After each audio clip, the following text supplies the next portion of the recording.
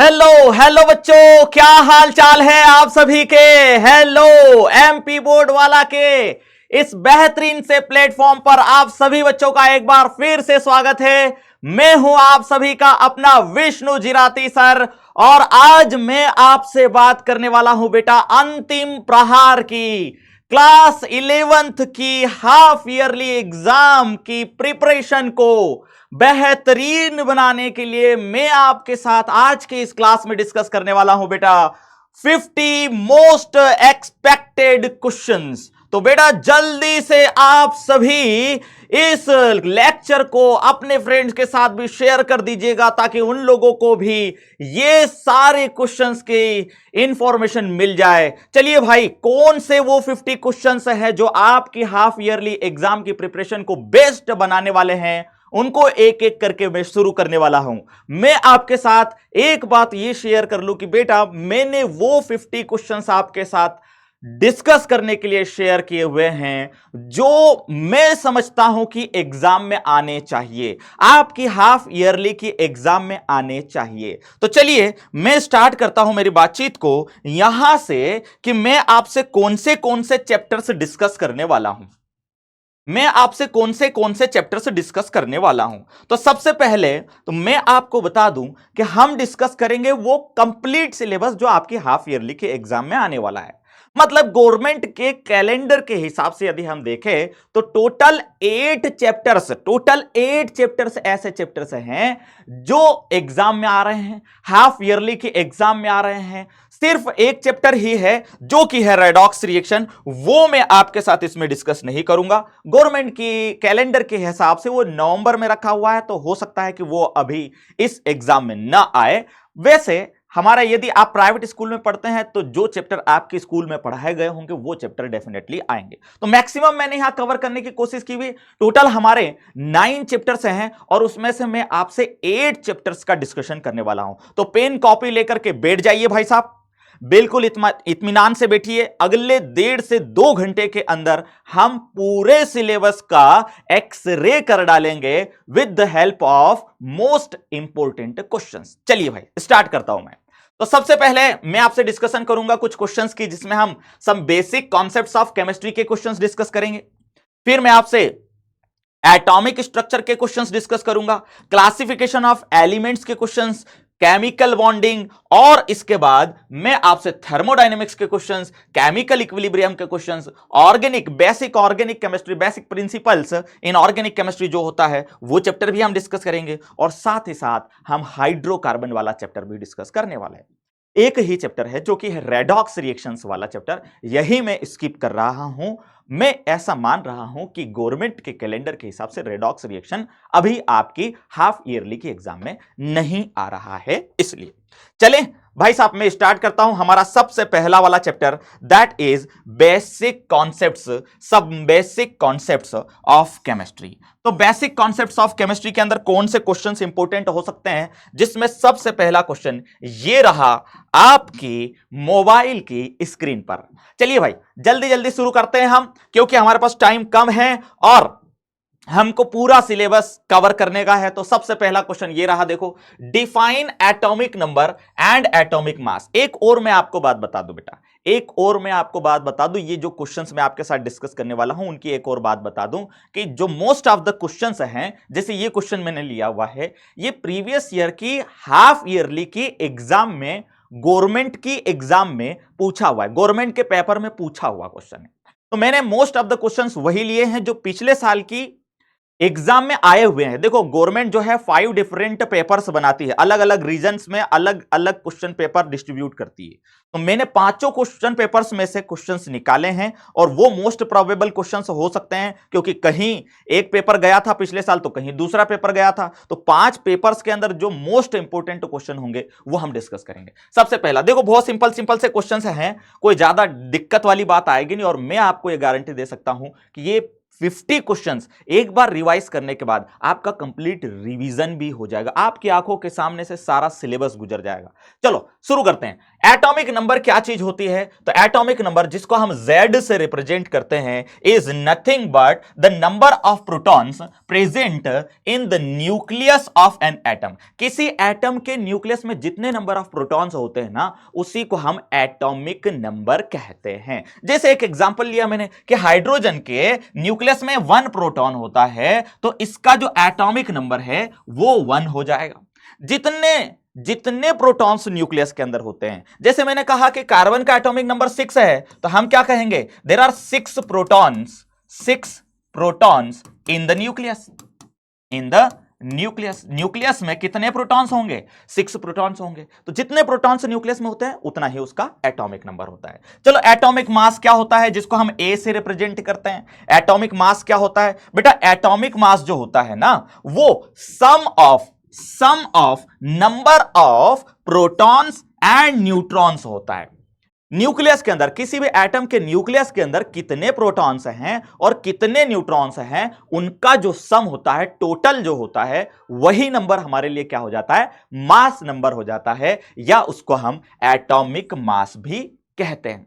For example, मैंने कहा कि कार्बन जो है उसके न्यूक्लियस के अंदर 6 प्रोटॉन्स होते हैं एंड 6 न्यूट्रॉन्स होते हैं, तो जो इसका एटॉमिक मास होना चाहिए वो कितना होना चाहिए? 12 होना चाहिए, क्योंकि 6 protons plus 6 neutrons that is equal to 12। तो एटॉमिक नंबर और एटॉमिक मास की डेफिनेशन से भी क्वेश्चन पूछा गया है। आसान सा क्वेश्चन है, आपको करना चाहिए। चलिए अगला क्वेश्चन मैं आपके साथ डिस्कस करता हूं, that is molarity and molality क्या है? What is या defined molarity and molality. Molarity को सबसे पहले मैं आपसे डिस्कस करता हूं। मोलैरिटी क्या होती है बेटा? देखना, इधर साइड में मैं आपको बताता हूं। मैंने एक सॉल्यूशन बनाना है, इसमें मैंने ले लिया सॉल्वेंट, सॉल्वेंट में मैंने कोई भी सॉल्यूट मिला दिया, और जैसे ही मैंने इसके अंदर सॉल्यूट मिलाया, ये बन गया एक सॉल्यूशन। और मैं आपको यह कह रहा हूं कि ये जो सॉल्यूशन मैंने बनाया, इसका वॉल्यूम 1 लीटर है। ये फिक्स कर दिया हमने। इसका वॉल्यूम कितना है बेटा? 1 लीटर है। तो इस 1 लीटर सॉल्यूशन के अंदर जितने भी number of moles of solute होंगे ना, उसी नंबर को हम कहेंगे molarity. Molarity is nothing but the number of moles of solute present in 1 liter solution। 1 litre solution में सॉल्यूट के कितने नंबर ऑफ मोल्स होते हैं, उसी को हम मोलैरिटी कहते हैं। डेफिनेशन यहां पर लिखी हुई है, dissolved in 1 litre solution, number of moles of solute dissolved in 1 litre of solution, it is called molarity of solution. अब आप कहोगे सर नंबर ऑफ मोल्स कैसे निकालते हैं? नंबर ऑफ मोल्स देखो बेटा, number of moles of solute को generally हम NB से रिप्रेजेंट करते हैं, और यदि आपको नंबर ऑफ मोल्स निकालना है तो आपको mass of solute divided by molar mass of solute वाला फॉर्मूला यूज करना चाहिए, जिससे क्या आ जाएगा? नंबर ऑफ मोल्स आ जाएंगे। तो ये फॉर्मूला बन गया हमारा। देखो, मोलैरिटी का फॉर्मूला क्या बन जाएगा हमारा? Number of moles of solute present in volume of solution in litre. 1 litre solution है, तो हम 1 लीटर की बजाय जितना भी लीटर होगा उतना हम यहां पर रख देंगे। तो यदि शॉर्ट में यदि फॉर्मूला लिखना चाहता हूं मैं मोलैरिटी का, जिसको मोलैरिटी को हम कैपिटल M से रिप्रेजेंट करते हैं, शॉर्ट में फॉर्मूला लिखना चाहूंगा तो क्या लिखूंगा? NB divided by volume of solution in litre. ये छोटा फॉर्मूला बन गया। Molarity clear? चलो, सिमिलरली मोलैलिटी की बात करता हूं मैं आपसे। मैंने फिर से एक बीकर लिया, अब मैंने इसके अंदर सॉल्वेंट ले लिया, और सॉल्वेंट मैंने कितना लिया अब मैं फिक्स करके बता रहा हूं। पहले इसमें मैंने सॉल्वेंट फिक्स नहीं किया था, अब सॉल्वेंट फिक्स करके बता रहा हूं कि मैंने 1 kg लिया है, और इसके अंदर मैंने क्या डिसॉल्व किया? सॉल्यूट डिसॉल्व किया। तो ये जो सॉल्यूट है, इसके जितने भी नंबर ऑफ मोल्स होंगे इस 1 kg सॉल्वेंट के अंदर, उसी को हम कहेंगे मोलैलिटी ऑफ सॉल्यूशन। मोलैलिटी क्या है? Number of moles of solute dissolved in 1 kilogram of solvent. 1 kilogram of solvent के अंदर कितने number of moles of solute dissolved है, उसी नंबर को, यही नंबर ऑफ मोल हमारे लिए क्या हो जाएगा? मोलैलिटी हो जाएगा। और इसको हम स्मॉल m से रिप्रेजेंट करते हैं। मोलैलिटी को हम किससे रिप्रेजेंट करते हैं बेटा? स्मॉल m से रिप्रेजेंट करते हैं। इसका यदि सिंपल सा फॉर्मूला बनाऊं, देखो moles of solute divided by mass of solvent in KG है, किलोग्राम है। तो मोल्स ऑफ सॉल्यूट को तो हम एनबी से रिप्रेजेंट करते हैं, हम जानते हैं कि मोल्स ऑफ सॉल्यूट को तो हम एनबी से रिप्रेजेंट करते हैं, लेकिन मास ऑफ सॉल्वेंट को हम किससे रिप्रेजेंट करते हैं बेटा? डब्ल्यू से रिप्रेजेंट करते हैं। ये बन गया हमारा फॉर्मूला, ये बन गया हमारा फॉर्मूला किसके लिए? मोलैलिटी के लिए। चलो अगले क्वेश्चन पर चलूं। नेक्स्ट क्वेश्चन ये रहा, सिंपल सा क्वेश्चन है, एक एमसीक्यू टाइप क्वेश्चन है, एमसीक्यू टाइप क्वेश्चन है। मैंने एमसीक्यू टाइप क्वेश्चंस भी लिए हुए हैं, 1 मार्क्स वाले क्वेश्चंस जिनको हम कह सकते हैं, उनको मैंने सारों को एमसीक्यू टाइप में रख दिया है।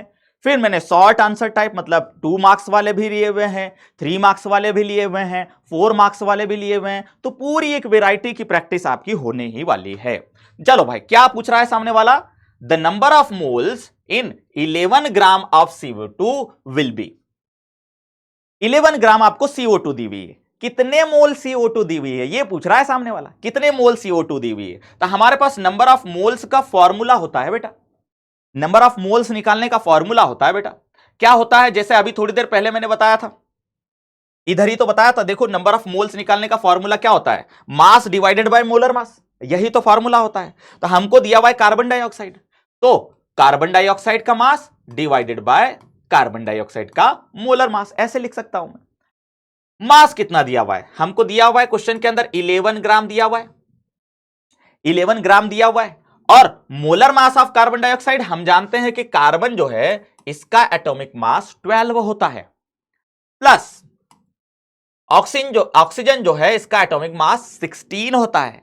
लेकिन हमारे पास 2 ऑक्सीजन है, तो हम इसको मल्टीप्लाई कर देंगे 2 से, तो ये कितना हो जाएगा? 12 plus 32 that is equal to कितना हो जाएगा बेटा?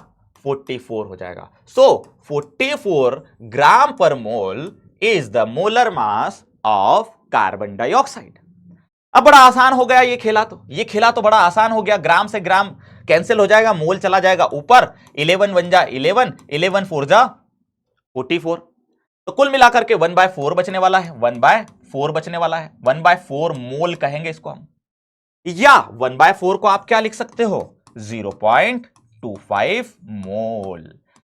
ये लो भाई, ये लो भाई, बड़ा शानदार सा, बड़ा सिंपल सा, आसान सा क्वेश्चन था, कोई भी दिक्कत नहीं थी। कौन सा वाला नंबर आप टिक करते बेटा? यदि क्वेश्चन एग्जाम में आता तो आप सी वाला आंसर टिक करते, जिससे आपका आंसर बिल्कुल करेक्ट जाता। चलो नेक्स्ट क्वेश्चन पर आते हैं। What is Avogadro's law? Avogadro's law क्या है ये हमको बताना है। एवोगेड्रोस लॉ क्या है देखना जरा। एवोगेड्रोस लॉ क्या है इसको भी हम आसानी से समझने की कोशिश करते हैं। किस तरह से कि देखो, मैंने 3 डिफरेंट क्या ले लिए, 3 डिफरेंट इस तरह के सेम वॉल्यूम वाले, 3 डिफरेंट सेम वॉल्यूम वाले मैंने कंटेनर्स ले लिए। क्या ले लिए? कंटेनर्स ले लिए। हट जा भाई, कंटेनर्स ले लिए। इसको भी थोड़ा साइड से लगा देता हूं ताकि अच्छा दिखे आपको। ये लो, 3 सेम वॉल्यूम वाले कंटेनर्स ले लिए। मैं क्या कह रहा हूं? Volume fixed. वॉल्यूम इनका क्या है? फिक्स्ड है, वॉल्यूम नहीं बदल रहा। जितना वॉल्यूम इसका है उतना ही वॉल्यूम इसका भी है, और वॉल्यूम इसका भी उतना ही है, सेम वॉल्यूम है। सिमिलरली टेम्परेचर फिक्स्ड, टेम्परेचर भी हमने तीनों का फिक्स्ड कर रखा है, टेम्परेचर भी फिक्स्ड कर रखा है। और क्या फिक्स्ड कर रखा है? प्रेशर भी फिक्स्ड है। जितना प्रेशर इसका है उतना ही इसका भी है, इतना ही इसका भी। और तीनों के अंदर मैंने डिफरेंट गैसेस ली हुई है। मान लीजिए इसके अंदर हाइड्रोजन ले ली, इसके अंदर ऑक्सीजन ले ली, और इसके अंदर कार्बन डाइऑक्साइड ले ली। ये देखो, अब यहां से हम एवोगेड्रोस लॉ को समझते हैं। एवोगेड्रो ने क्या किया? ढेर सारी गैसेस के टेम्परेचर, प्रेशर और वॉल्यूम को फिक्स्ड रखा, और उसने ये देखा कि हर कंटेनर के अंदर नंबर ऑफ मॉलिक्यूल्स सेम है, नंबर ऑफ मॉलिक्यूल्स सेम है। तो यदि टेम्परेचर, प्रेशर और वॉल्यूम कांस्टेंट है, फिक्स्ड है, तो कोई सी भी गैस ले लो, नंबर ऑफ मॉलिक्यूल्स जो हैं वो भी कांस्टेंट ही रहने वाला है, उतने ही रहेंगे। तो ये लॉ क्या कहता है? This law states that under the same conditions, conditions कौन कौन सी है? Temperature, pressure and volume. All gases contain equal number of molecules.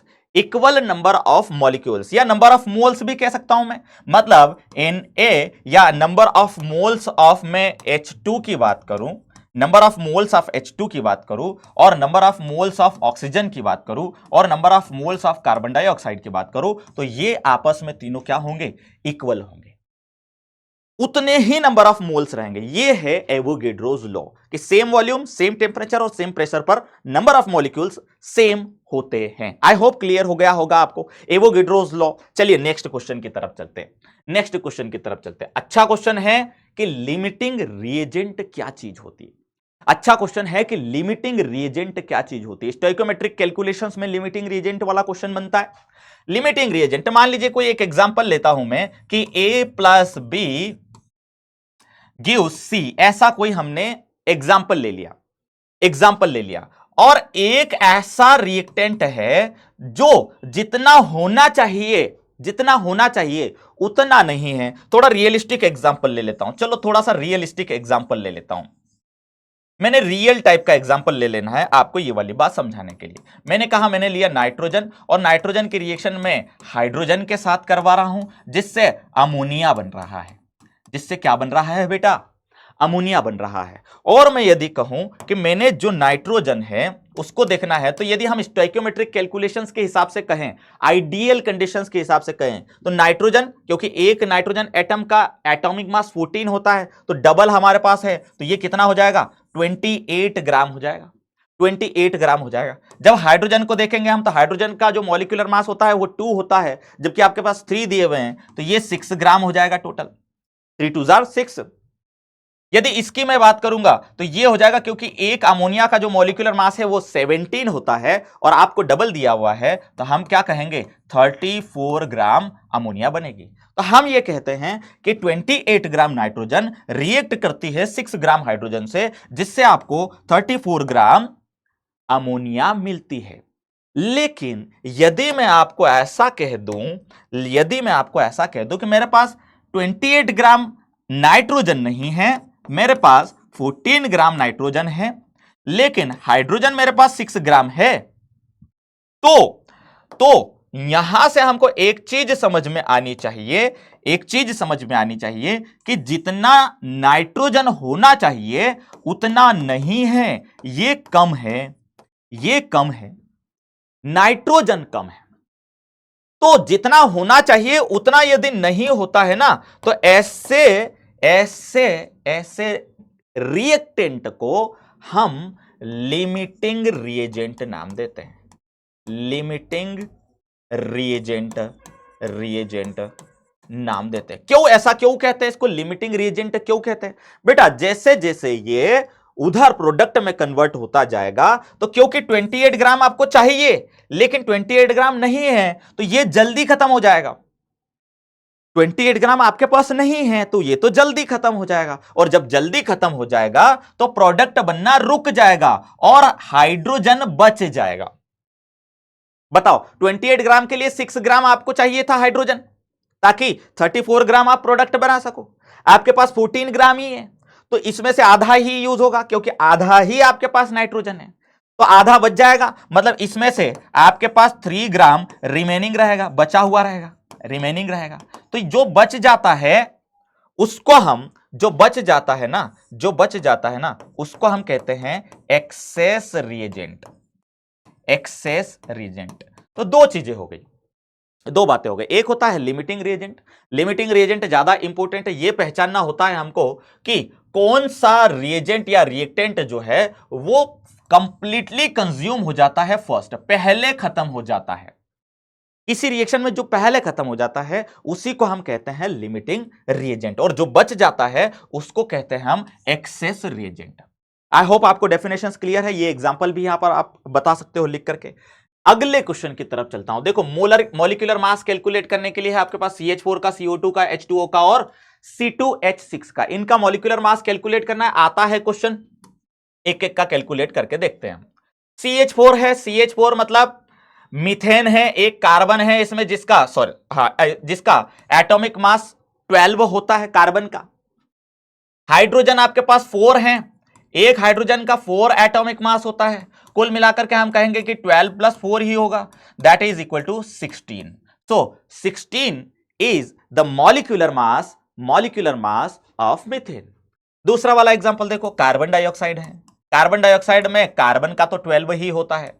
Oxygen आपके पास टोटल 2 है, 1 ऑक्सीजन का 16 होता है, 1 ऑक्सीजन का 16 होता है, दैट इज 12 प्लस 32 हो जाएगा, और 12 प्लस 32 का मतलब होता है 44। तो 44 is the molecular mass of carbon dioxide. उसके बाद अगला कौन है, H2O है। H2O में हाइड्रोजन आपके पास 2 दिए हुए हैं, एक हाइड्रोजन का 1 होता है, प्लस ऑक्सीजन का 16 होता है, तो 2 plus 16 that is equal to 18। 18 is the molecular mass of water. फिर हम आगे बढ़ते हैं, C2H6 की तरफ चलते हैं। 2 कार्बन है, एक कार्बन का 12 होता है, ठीक है, प्लस आपके पास टोटल 6 हाइड्रोजन है, प्लस 1 हाइड्रोजन का 1 होता है, 12 टू जार 24 plus 6 that is equal to कितना होना चाहिए, 30 होना चाहिए। So 30 is the molecular mass of that ethane. C2H6 का नाम क्या होता है बेटा, इथेन होता है। ये हम पढ़ते हैं किसमें, हमारे ऑर्गेनिक केमिस्ट्री वाले चैप्टर के अंदर, ऑर्गेनिक मॉलिक्यूल है। आई होप आपको ये सारे के सारे क्वेश्चंस क्लियर हो चुके हैं। अब हम आते हैं हमारे अगले चैप्टर की तरफ, और दैट इज एटॉमिक स्ट्रक्चर। पहला वाला चैप्टर मैंने मैक्सिमम टाइप के क्वेश्चंस लेकर के आपके साथ डिस्कस करने की कोशिश की है, आपको ये क्लियर हो ही गया होगा। अब मैं आगे बढ़ता हूं, एटॉमिक स्ट्रक्चर की तरफ चलते हैं हम। पहला वाला क्वेश्चन यहां पर लेते हैं। सबसे पहला क्वेश्चन है, व्हाट इज अफबाउस प्रिंसिपल।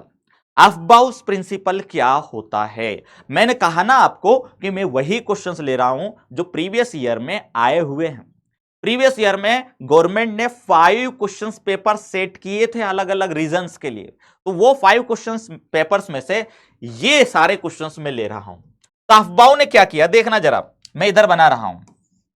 एक एटम है हमारे पास, और एटम के आसपास जो एनर्जी लेवल्स होते हैं, इन एनर्जी लेवल्स को हम शेल्स कहते हैं। क्या कहते हैं बेटा, सेल्स कहते हैं। और इन शेल्स के अंदर सब शेल्स होती है, जैसे यहां 1s होता है, 2s, 2p, 3s, 3p, 3d, यहां 4s, 4p, 4d, 4f, ऐसी सारी सब शेल्स होती है। तो अफबाउ ने यह रूल दिया हुआ है कि इलेक्ट्रॉन इन सब सेल्स में से पहले किस में फील किया जाएगा।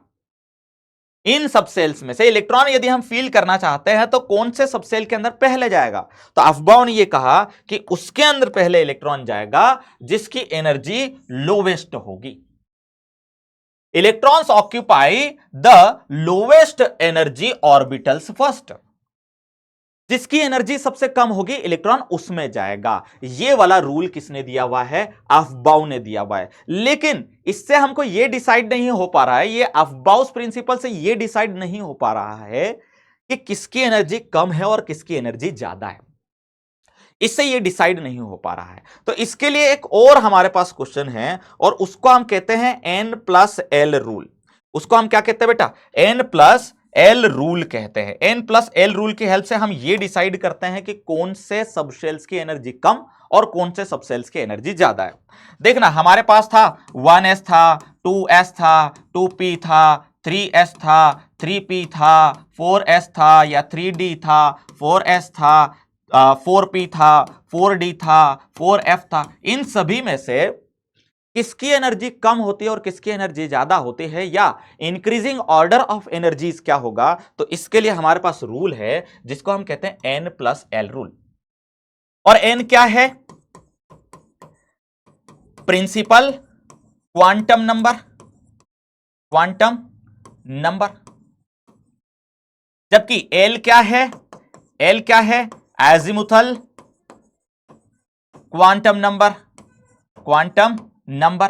तो ये N और L की वैल्यूज यहां से हमको पता है कि S के लिए क्वांटम नंबर में यदि बात करूं मैं, तो L के लिए L की वैल्यूज, एजिमुथल क्वांटम नंबर की वैल्यूज S के लिए 0 होती है, P के लिए 1 होती है, D के लिए 2 होती है और F के लिए 3 होती है।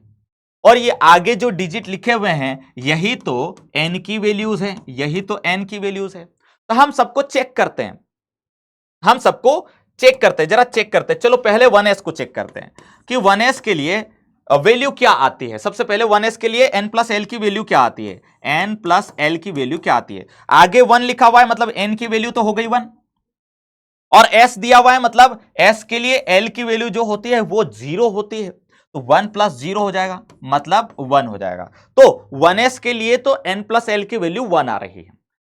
ये वाला rule n plus L rule ये कहता है कि जिसके लिए n प्लस एल की वैल्यू कम रहेगी, lower is the value of n plus L, lower will be energy. जितनी ज्यादा n प्लस एल की वैल्यू कम होगी उतना ज्यादा एनर्जी भी कम होगा, उतना कम एनर्जी होगा किसका, सबशेल का। तब 1s चेक कर लिया हमने, इसके बाद 2s चेक करो। 2s के लिए अब देखो डायरेक्ट में यहां पर 2 प्लस s के लिए l की वैल्यू 0 होती है, दैट इज इक्वल टू 2। तो मैं क्या कहूंगा कि 1s और 2s में यदि मैं एनर्जी का कंपैरिजन कर रहा हूं तो 1s की एनर्जी कम होती है और 2s की एनर्जी ज्यादा होती है। फिर चलो मैं 2p का भी कंपैरिजन कर लेता हूं। 2p में n की वैल्यू तो 2 है, p l जो है वो 1 होता है, p के लिए l जो है वो 1 होता है, दैट इज इक्वल टू 3। अब देखो ये फिर से n प्लस एल की वैल्यू ज्यादा आई, जितनी ज्यादा n प्लस एल की वैल्यू आएगी उतनी ज्यादा एनर्जी आएगी, उतनी ज्यादा एनर्जी आएगी। तो मैं कहूंगा 2s से ज्यादा एनर्जी 2p की होने वाली है, 2p की होने वाली है। फिर आप 3s को देखोगे, 3p को देखोगे, 3d को देखोगे, 4s को देखोगे, इस तरह से सारे एनर्जी लेवल्स की एनर्जीज हम कंपेयर करेंगे और n प्लस एल की वैल्यू से हम ऑर्डर निकाल लेंगे कि किसकी कम और किसकी ज्यादा एनर्जीज है। तो यह है n प्लस एल का रूल। आई होप आपको n प्लस एल का रूल भी क्लियर हो गया होगा, क्योंकि हमको अफबाउस प्रिंसिपल जो है इसके अंदर n प्लस एल रूल की जरूरत पड़ती है। अफबाउस प्रिंसिपल के अंदर हम जो ये लोवेस्ट एनर्जी वाला कॉन्सेप्ट कहते हैं कि पहले इलेक्ट्रॉन उसके अंदर जाएंगे जिसकी एनर्जी लोवेस्ट होगी। तो हम पता ही नहीं कर पा रहे ना कि पहले किसके अंदर जाएंगे, क्योंकि एनर्जी का तो हमको पता ही नहीं, इसकी एनर्जी कम है। वो एनर्जी डिसाइड हमने किससे की, n प्लस एल रूल से की। अब देखो वो जो ऑर्डर है वो आप इस तरह से भी लिख सकते हो, देखना कि किसके अंदर एनर्जी कम है और किसके अंदर एनर्जी ज्यादा है, उसको इस तरह से भी लिख सकते हो 1s 2s 3s 4s 5s 6s। ये वाला एक ऑर्डर आपने भी बनाया होगा, 2p 3p 4p 5p 6p, फिर 3d 4d 5d और 6d, 4f 5f और 6f। इस तरह से हम बनाते हैं ऑर्डर। कैसे बनाते हैं, देखो सबसे पहले जाता है इलेक्ट्रॉन किसमें, 1s के अंदर, क्योंकि सबसे कम एनर्जी इसी की होती है। ये हमने n प्लस एल रूल से ही अभी डिसाइड किया है। फिर 2s की होती है, 2s के बाद 2p की होती है, फिर 3s की होती है, फिर 3p की होती है, फिर 4s की होती है, फिर 3d की, 4p की, 5s की, 4d की, 5p की, 6s की। इस तरह से इलेक्ट्रॉन्स फील किए जाते हैं सब शेल्स के अंदर। तो अफबाउ ने कहा कि इलेक्ट्रॉन उसके अंदर पहले फील किए जाएंगे जिसके अंदर एनर्जी सबसे कम होगी। तो सबसे कम एनर्जी तो जो है 1s के अंदर होती है, और उसके बाद इंक्रीजिंग एनर्जी लेवल में आप इलेक्ट्रॉन्स को फील करोगे। चलो ये तो था हमारा अफबाउस प्रिंसिपल। अब आते हैं हम अगले रूल की तरफ, और अगला रूल क्या है बेटा, देखो अगला रूल क्या है, हूर्न्स रूल या हूर्न्स लॉ ऑफ मैक्सिमम मल्टीप्लिसिटी। ये रूल थ्योरी तो यहां पर लिखी हुई है, देखना क्या कहता है। मैं डायरेक्ट यहां पर आपको एक एग्जांपल से समझाता हूं कि यदि मेरे पास कोई p सबशेल है और इस p सबशेल के अंदर मुझे इलेक्ट्रॉन्स फील करना है, तो मैं कैसे फील कर सकता हूं। हूर्न्स रूल के अकॉर्डिंग हम सबसे पहले जो इलेक्ट्रॉन्स हैं एक सबशेल के जितने भी ऑर्बिटल्स होते हैं ना, उनमें सिंगल इलेक्ट्रॉन्स पहले फील करते हैं, उसके बाद हम पेयरिंग स्टार्ट करते हैं। यदि मुझे p5 का इलेक्ट्रॉनिक कॉन्फ़िगरेशन लिखना है तो मैं ऐसे इलेक्ट्रॉनिक कॉन्फ़िगरेशन लिखूंगा कि पहले सभी ऑर्बिटल्स में एक एक इलेक्ट्रॉन फील करूंगा और फिर पेयरिंग स्टार्ट करूंगा। When electrons occupy orbitals in the same energy same energy like हम कह सकते हैं कि 2p सबसेल या p सबसेल जो है उसके सारे ऑर्बिटल्स की एनर्जी सेम होगी, तो 1 इलेक्ट्रॉन सभी के पास पहले जाएगा, then starts pairing with the first one, फिर वो पहले वाले के साथ पेयरिंग स्टार्ट करता है। तो ये तो था हमारा क्या, Hund's rule of maximum multiplicity, कि ज्यादा से ज्यादा अनपेयर्ड इलेक्ट्रॉन रहे, इसके लिए हमको यह मैक्सिमम मल्टीप्लिसिटी वाला, जैसे मैंने आपको कहा कि यदि आपको मैं p4 इलेक्ट्रॉनिक कॉन्फ़िगरेशन दे रहा हूं और आपने इसमें इलेक्ट्रॉन फील करना शुरू कर दिया, और यदि ऐसे इलेक्ट्रॉन्स फील कर दिए तो ये हुंड्स रूल को फॉलो नहीं कर रहा है, ये हुंड्स रूल को फॉलो नहीं कर रहा है, ये नहीं चलेगा भाई। चलो आगे बढ़ता हूं, मैं नेक्स्ट क्वेश्चन की तरफ चलता हूं, भाई साहब हमारे पास टाइम बहुत ही कम है, कम टाइम में ही हमको बहुत सारा सिलेबस कवर करना है, इसलिए कमर कस के तगड़े बैठे रहो, कॉपी पेन चलाते रहो और इन क्वेश्चंस की प्रैक्टिस करते रहो। आइसोटॉप्स क्या होते हैं और आइसोबार्स क्या होते हैं, ये हमको बताना है, क्वेश्चन एग्जाम में पूछा जाता है।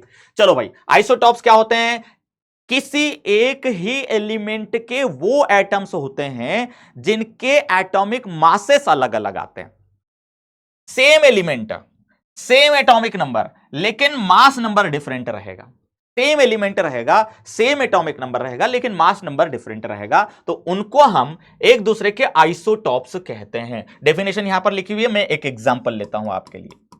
मैंने लिया हाइड्रोजन के आइसोटॉप्स, मैं इसको लिख देता हूं, ऐसा ऐसा लिख देता हूं, आइसोटॉप्स ऑफ हाइड्रोजन। यदि मैं हाइड्रोजन के आइसोटॉप्स की बात करता हूं ना बेटा, तो मेरे पास 3 डिफरेंट आइसोटॉप्स होते हैं जो कि अवेलेबल होते हैं नेचुरली, जिसमें से पहला वाला ऐसा है जिसमें एटॉमिक नंबर 1 है और मास नंबर भी 1 है। दूसरा वाला ऐसा हाइड्रोजन का आइसोटॉप होता है जिसका एटॉमिक नंबर तो 1 है, सेम जेड ही रहेगा, लेकिन मास नंबर 2 होता है। एक होता है जिसका एटॉमिक नंबर तो 1 ही है लेकिन मास नंबर 3 हो जाता है, मास नंबर 3 हो, तो ये एक दूसरे के क्या हो गए, आइसोटॉप्स हो गए। ये वाला पहला जो है इसको प्रोटियम कहते हैं, दूसरा जो है इसको ड्यूटेरियम कहते हैं, और तीसरा जो है इसको ट्राइटियम कहते हैं। इसके पास कोई न्यूट्रॉन नहीं है, इसके पास एक न्यूट्रॉन होता है, इसके पास 2 न्यूट्रॉन होते हैं। ऐसा हम एक्सप्लेनेशन दे सकते हैं यदि ज्यादा हमको एक्सप्लेनेशन देना है, अदरवाइज यदि 2 नंबर में पूछा है तो डेफिनेशन और एक एग्जाम्पल लिख के काम खत्म। अगला वाला देखो, आइसोबार्स किसको कहते हैं हम, अलग अलग एलिमेंट्स के ऐसे एटम्स होते हैं जिनके एटॉमिक नंबर तो डिफरेंट है लेकिन मास नंबर अब सेम हो जाए, मास नंबर सेम हो जाए, डिफरेंट एलिमेंट्स होंगे, सेम मास नंबर होगा लेकिन एटॉमिक नंबर डिफरेंट होगा। एक एग्जांपल से समझते हैं इसको भी। मैंने एग्जाम्पल ले लिया, क्या एग्जाम्पल ले सकता हूं मैं इसके लिए, देखना जरा। मैंने कहा आर्गन है, आर्गन एटॉमिक नंबर 18 होता है लेकिन इसका एक आइसोटॉप ऐसा होता है जिसका मास नंबर 40 होता है। सिमिलरली मैंने पोटेशियम ले लिया, पोटेशियम जिसका एटॉमिक नंबर 19 होता है लेकिन इसका एक आइसोटॉप ऐसा होता है जिसका मास नंबर 40 भी होता है। फिर मैंने कैल्शियम ले लिया, कैल्शियम का एटॉमिक नंबर 20 होता है लेकिन मास नंबर 40 ही होता है इसका भी। तो देखो 3 अलग अलग एलिमेंट है लेकिन तीनों के मास नंबर सेम है, मास नंबर सेम है। तो ऐसे सारे एटम्स जो है वो एक दूसरे के क्या कहलाएंगे बेटा, आइसोबार्स कहलाएंगे। ये हैं isobars, mass number same, atomic number different. I hope ये वाला क्वेश्चन भी क्लियर हो गया होगा। नेक्स्ट क्वेश्चन की तरफ चलते हैं, नेक्स्ट क्वेश्चन की तरफ चलते हैं। नेक्स्ट क्वेश्चन क्या है बेटा, Heisenberg's uncertainty principle. Heisenberg's uncertainty principle, Heisenberg ने यह पता किया कि किसी एटम में न्यूक्लियस के आसपास जो इलेक्ट्रॉन रिवॉल्व कर रहा है ना, उसकी 2 बातें, एक तो उसका पोजीशन और एक उसका मोमेंटम, दोनों का कैलकुलेशन एक साथ कभी भी नहीं किया जा सकता है, इम्पॉसिबल है। ये impossible to calculate position and momentum of an revolving electron around the nucleus of an atom is impossible. और उसके लिए एक मैथमेटिकल फॉर्मूला भी दिया, उसने कहा delta x into delta p is greater than equal to h upon 4 pi. ये याद रख लेना बेटा, ये याद रख लेना, इसका मैथमेटिकल एक्सप्रेशन याद रख लेना। वेयर ये फॉर्मूला हो गया हमारा, ये तो हो गया हमारा फॉर्मूला। क्या आखिर फॉर्मूला क्या है, फॉर्मूला क्या है, ये तो हो गया हमारा फॉर्मूला।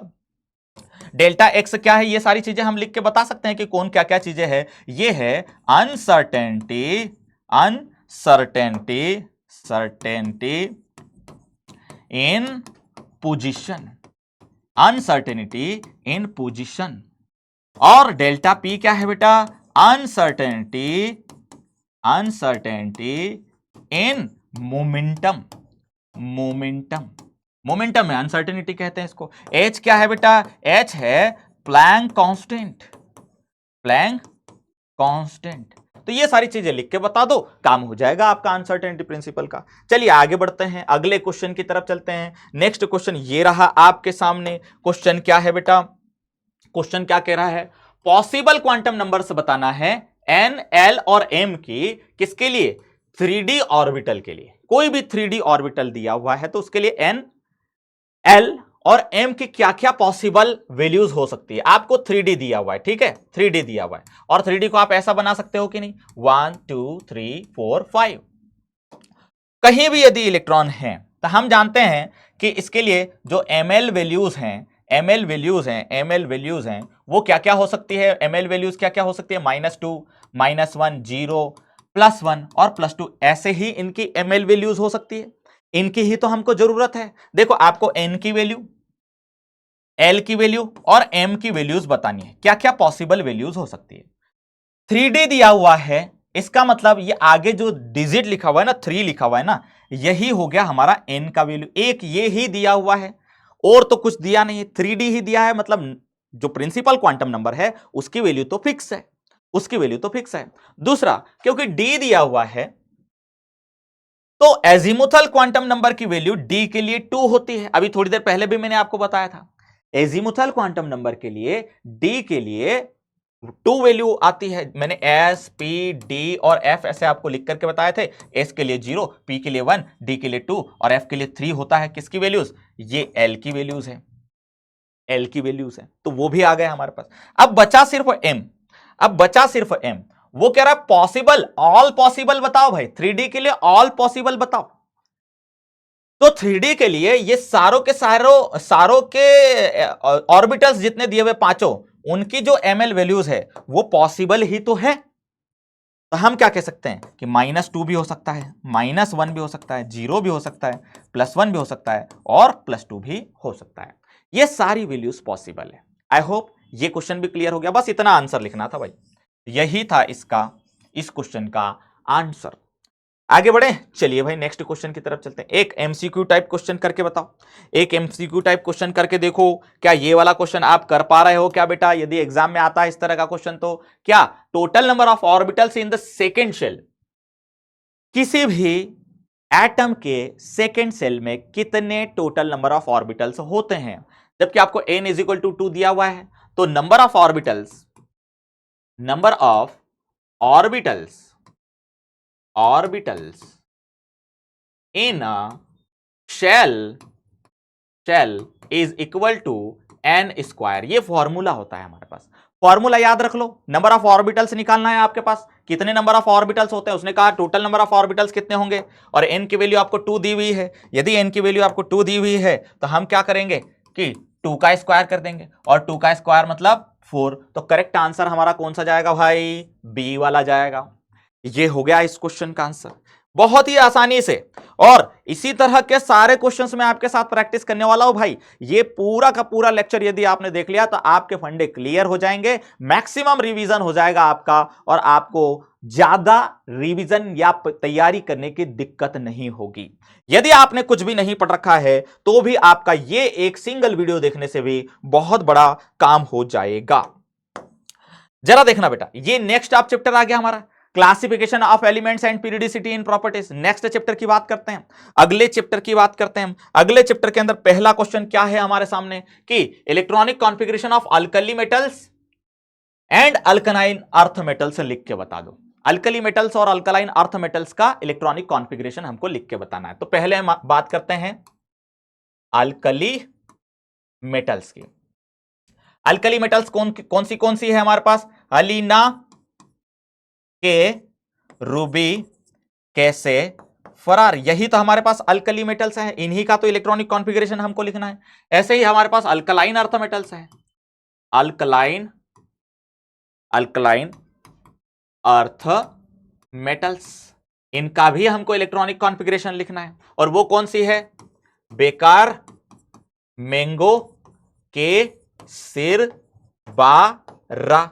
यही तो हमारे पास सारी का सारी मेटल्स है जो कि हम कहते हैं कि अल्कली मेटल्स और अल्कलाइन अर्थ मेटल्स हैं। हम इलेक्ट्रॉनिक कॉन्फ़िगरेशन लिखते हैं। हम जानते हैं इसका एटॉमिक नंबर 3 होता है, लिथियम का एटॉमिक नंबर 3 होता है। यदि मैं इसका इलेक्ट्रॉनिक कॉन्फ़िगरेशन लिखूंगा ना बेटा, देखो 1s2 2s1 ऐसा लिखा जाएगा, ऐसा लिखा जाएगा।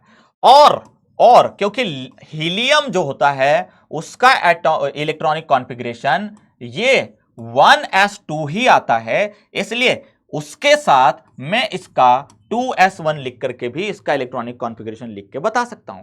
इनर्ट गैसेस के साथ हम इलेक्ट्रॉनिक कॉन्फ़िगरेशन को सॉर्ट कर देते हैं। तो यदि मैं सोडियम का लिखना चाहूंगा तो आप देखो, हीलियम के बाद अगला नियॉन आता है, अगला नियॉन आता है, और नियॉन के साथ अगला नंबर किसका?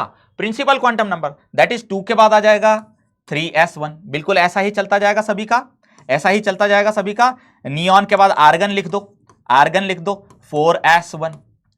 आर्गन के बाद क्रिप्टॉन लिख दो, क्रिप्टॉन लिख दो 5s1। बिल्कुल ऐसे सिंपल सिंपल से इलेक्ट्रॉनिक कॉन्फ़िगरेशन लिखना थे, आराम से काम हो जाता। ही नी अक्री जे जीनॉन, और जीनॉन के लिए 6s आगे लगा दो। रेडॉन, रेडॉन के साथ 7s लगा दो। ये हो गया इसका इलेक्ट्रॉनिक कॉन्फ़िगरेशन। बहुत ही आसान, बहुत ही आसान। सिमिलरली इसका देखो, सिमिलरली इसका देखो, बेरिलियम का देखो, बेरिलियम का एटॉमिक नंबर 4 होता है, हम जानते हैं एटॉमिक नंबर 4 होता है। इसका सिंपल वाला लिख करके देख लो 1s2 2s2। हम जानते हैं कि ये तो हीलियम का इलेक्ट्रॉनिक कॉन्फ़िगरेशन हो गया, तो हीलियम के साथ हमने 2s2 लगा दिया।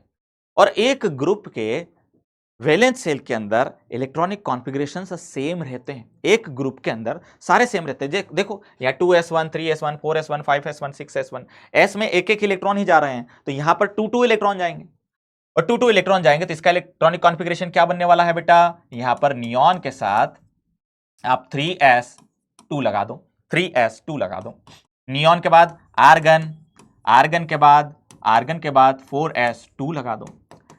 क्रिप्टॉन, क्रिप्टॉन, और क्रिप्टॉन के बाद आप लगा दो 5s2 लगा दो। जीनॉन, जीनॉन के बाद 6s2 लगा दो। रेडॉन, और रेडॉन के बाद 7s2 लगा दो। ये बन गया इलेक्ट्रॉनिक कॉन्फ़िगरेशन। अल्कली मेटल्स और अल्कलाइन अर्थ मेटल्स के इलेक्ट्रॉनिक कॉन्फ़िगरेशन इस तरह से लिखना होंगे आपको। चलिए भाई, अगला क्वेश्चन ये रहा आपके साथ डिस्कस करने के लिए। एक थ्योरेटिकल टाइप क्वेश्चन है और इसमें आपको एमसीक्यू बना दिया है। क्या है? Periodic law. कौन सा वाला? मॉडर्न पीरियोडिक लॉ पूछ रहा है कि मॉडर्न पीरियोडिक लॉ क्या होता है, स्टेट्स दैट। हम जानते हैं कि जो मैंडलीव ने पीरियोडिक लॉ दिया था वो एटॉमिक मास के बेस पर था, और जो मॉडर्न पीरियोडिक लॉ बना हुआ है वो एटॉमिक नंबर के बेस पर बना हुआ है। तो ऑप्शन आप फटाफट पहचान लोगे कि नहीं? ऑप्शन आप फटाफट पहचान लोगे कि नहीं? और एटॉमिक मास गलत, क्योंकि मॉडर्न पीरियोडिक लॉ की बात कर रहे हैं हम। एटॉमिक नंबर सही, पूरा पढ़ लेना आप आराम से, कोई दिक्कत नहीं है। एटॉमिक मास गलत, एटॉमिक मास गलत। ये हो गया सिलेक्शन, बड़ी आराम से हमने सिलेक्ट कर लिया। एटॉमिक नंबर के बेस पर मॉडर्न पीरियोडिक लॉ बना हुआ है and states that what properties of elements are periodic functions of their atomic numbers. Next question पर चलते हैं। बड़े आसानी से आप सारे क्वेश्चंस करके आओगे भाई एग्जाम में, मुझे ऐसी पूरी की पूरी उम्मीद है। यदि आप ये लेक्चर पूरा कंप्लीट देख लेते हो तो मुझे 100% विश्वास है कि आपकी एक बेहतरीन सी प्रिपरेशन हो जाएगी। नंबर ऑफ पीरियड्स और groups in the modern periodic table. Modern periodic table में कितने नंबर ऑफ पीरियड्स होते हैं, कितने नंबर ऑफ ग्रुप्स होते हैं? हम जानते हैं कि 7 पीरियड्स होते हैं और 18 ग्रुप्स होते हैं। मॉडर्न पीरियोडिक टेबल के अंदर 7 पीरियड्स होते हैं और 18 ग्रुप्स होते हैं। सो पहला वाला ही आपका करेक्ट आंसर जाना था। मेंडलीव्स पीरियोडिक टेबल जो थी उसके अंदर 7 पीरियड्स थे और 8 ग्रुप्स थे। बाकी तो हमारे लिए कोई बात ही नहीं है। 8 पीरियड तो गलत ही है, 6 पीरियड तो गलत ही है, 7 पीरियड होते हैं भाई, 7 पीरियड होते हैं। चलो, ये था हमारा जो क्लासिफिकेशन ऑफ एलिमेंट्स है वो वाला चैप्टर। उसके अंदर और भी बहुत सारे क्वेश्चंस हैं, लेकिन टाइम के लिमिटेशंस के कारण मैं आपसे इतने क्वेश्चंस डिस्कस कर पाया, और जो कि मोस्ट आईएमपी क्वेश्चंस बनते हैं। Chemical bonding and molecular structure के क्वेश्चन डिस्कस करते हैं अब हम। Chemical bonding and molecular structure के क्वेश्चन डिस्कस करते हैं हम। केमिकल बॉन्डिंग और मॉलिक्यूलर स्ट्रक्चर में आपको सबसे पहले क्वेश्चन जो है वो है मॉलिक्यूलर ऑर्बिटल थ्योरी एक्सप्लेन करते हुए ये बताइए कि हाइड्रोजन मॉलिक्यूल जो है वो एग्जिस्ट करता है लेकिन हीलियम मॉलिक्यूल एग्जिस्ट नहीं करता है, ये आपको एक्सप्लेन करना है। तो मैं जो है एक काम करता हूं कि ये बोर्ड को 2 पार्ट्स में ऐसे डिवाइड कर लेता हूं। सबसे पहले डिवाइड कर लेता हूं और मैं यहां पर हाइड्रोजन मॉलिक्यूल की सबसे पहले बात करता हूं। देखो, मॉलिक्यूलर ऑर्बिटल डायग्राम बनाते आना चाहिए हमको। मॉलिक्यूलर ऑर्बिटल थ्योरी में हम मॉलिक्यूलर ऑर्बिटल डायग्राम बनाते हैं। कैसे बनाते हैं? हम जानते हैं कि हाइड्रोजन एटम है, हाइड्रोजन एटम का एटॉमिक नंबर 1 होता है और 1s1 इसका इलेक्ट्रॉनिक कॉन्फ़िगरेशन होता है। और 2 हाइड्रोजन के एटम्स हैं एक हाइड्रोजन के मॉलिक्यूल के अंदर, 2 हाइड्रोजन के एटम्स हैं। तो 2 हाइड्रोजन के एटम्स जब कंबाइन होते हैं तो 2 नए मॉलिक्यूलर ऑर्बिटल्स बनाते हैं, जिसमें से एक होता है बॉन्डिंग मॉलिक्यूलर ऑर्बिटल और एक होता है एंटी बॉन्डिंग मॉलिक्यूलर ऑर्बिटल। ऐसे ही होते हैं।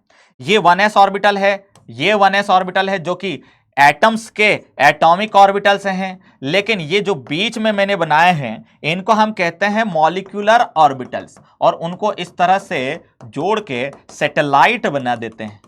सैटेलाइट जैसा स्ट्रक्चर दिखाई दे रहा है कि नहीं? है सैटेलाइट जैसा दिखाई दे रहा है कि नहीं? अब देखो, हमको इलेक्ट्रॉन्स फील करना है इसके अंदर।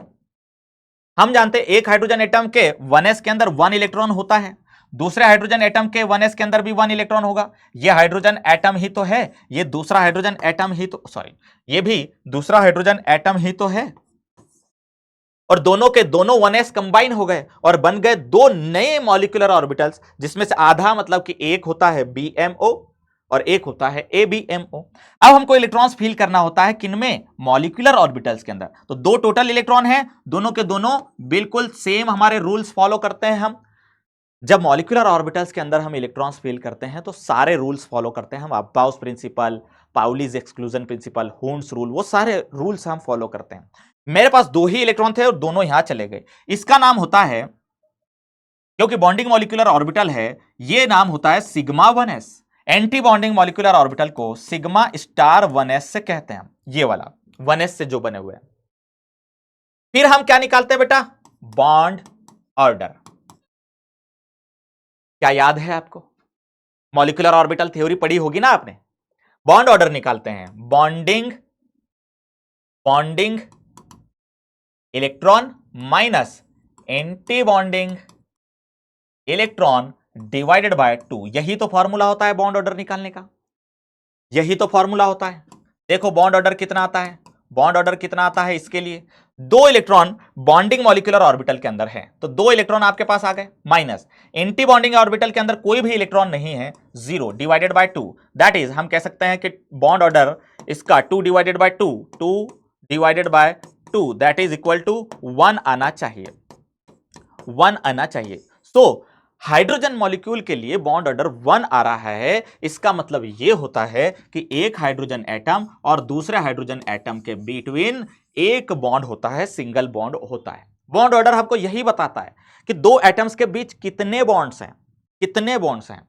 अब देखो, ये तो कहा हमने हाइड्रोजन मॉलिक्यूल के लिए। ऐसे ही मैं यदि हीलियम मॉलिक्यूल के लिए बात करूं, He2 की बात करता हूं, ठीक है, ये He2 मॉलिक्यूल, जबकि ऐसा कुछ होता नहीं है, He2 कुछ भी होता नहीं है दुनिया के अंदर। यदि इसके अंदर मैं कहूं कि हीलियम है, हीलियम एक एटम है जिसका एटॉमिक नंबर 2 होता है, इसका इलेक्ट्रॉनिक कॉन्फ़िगरेशन 1s2 आएगा।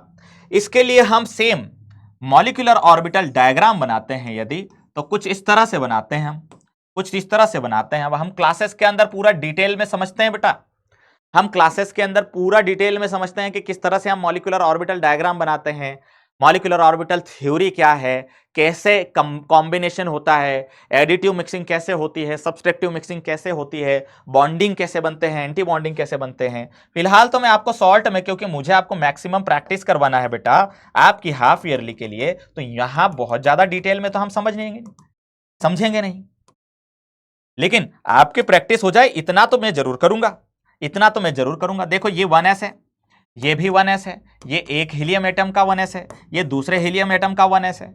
एक हीलियम एटम के 1s में 2 इलेक्ट्रॉन होते हैं, ये देखो, ये 2 इलेक्ट्रॉन है।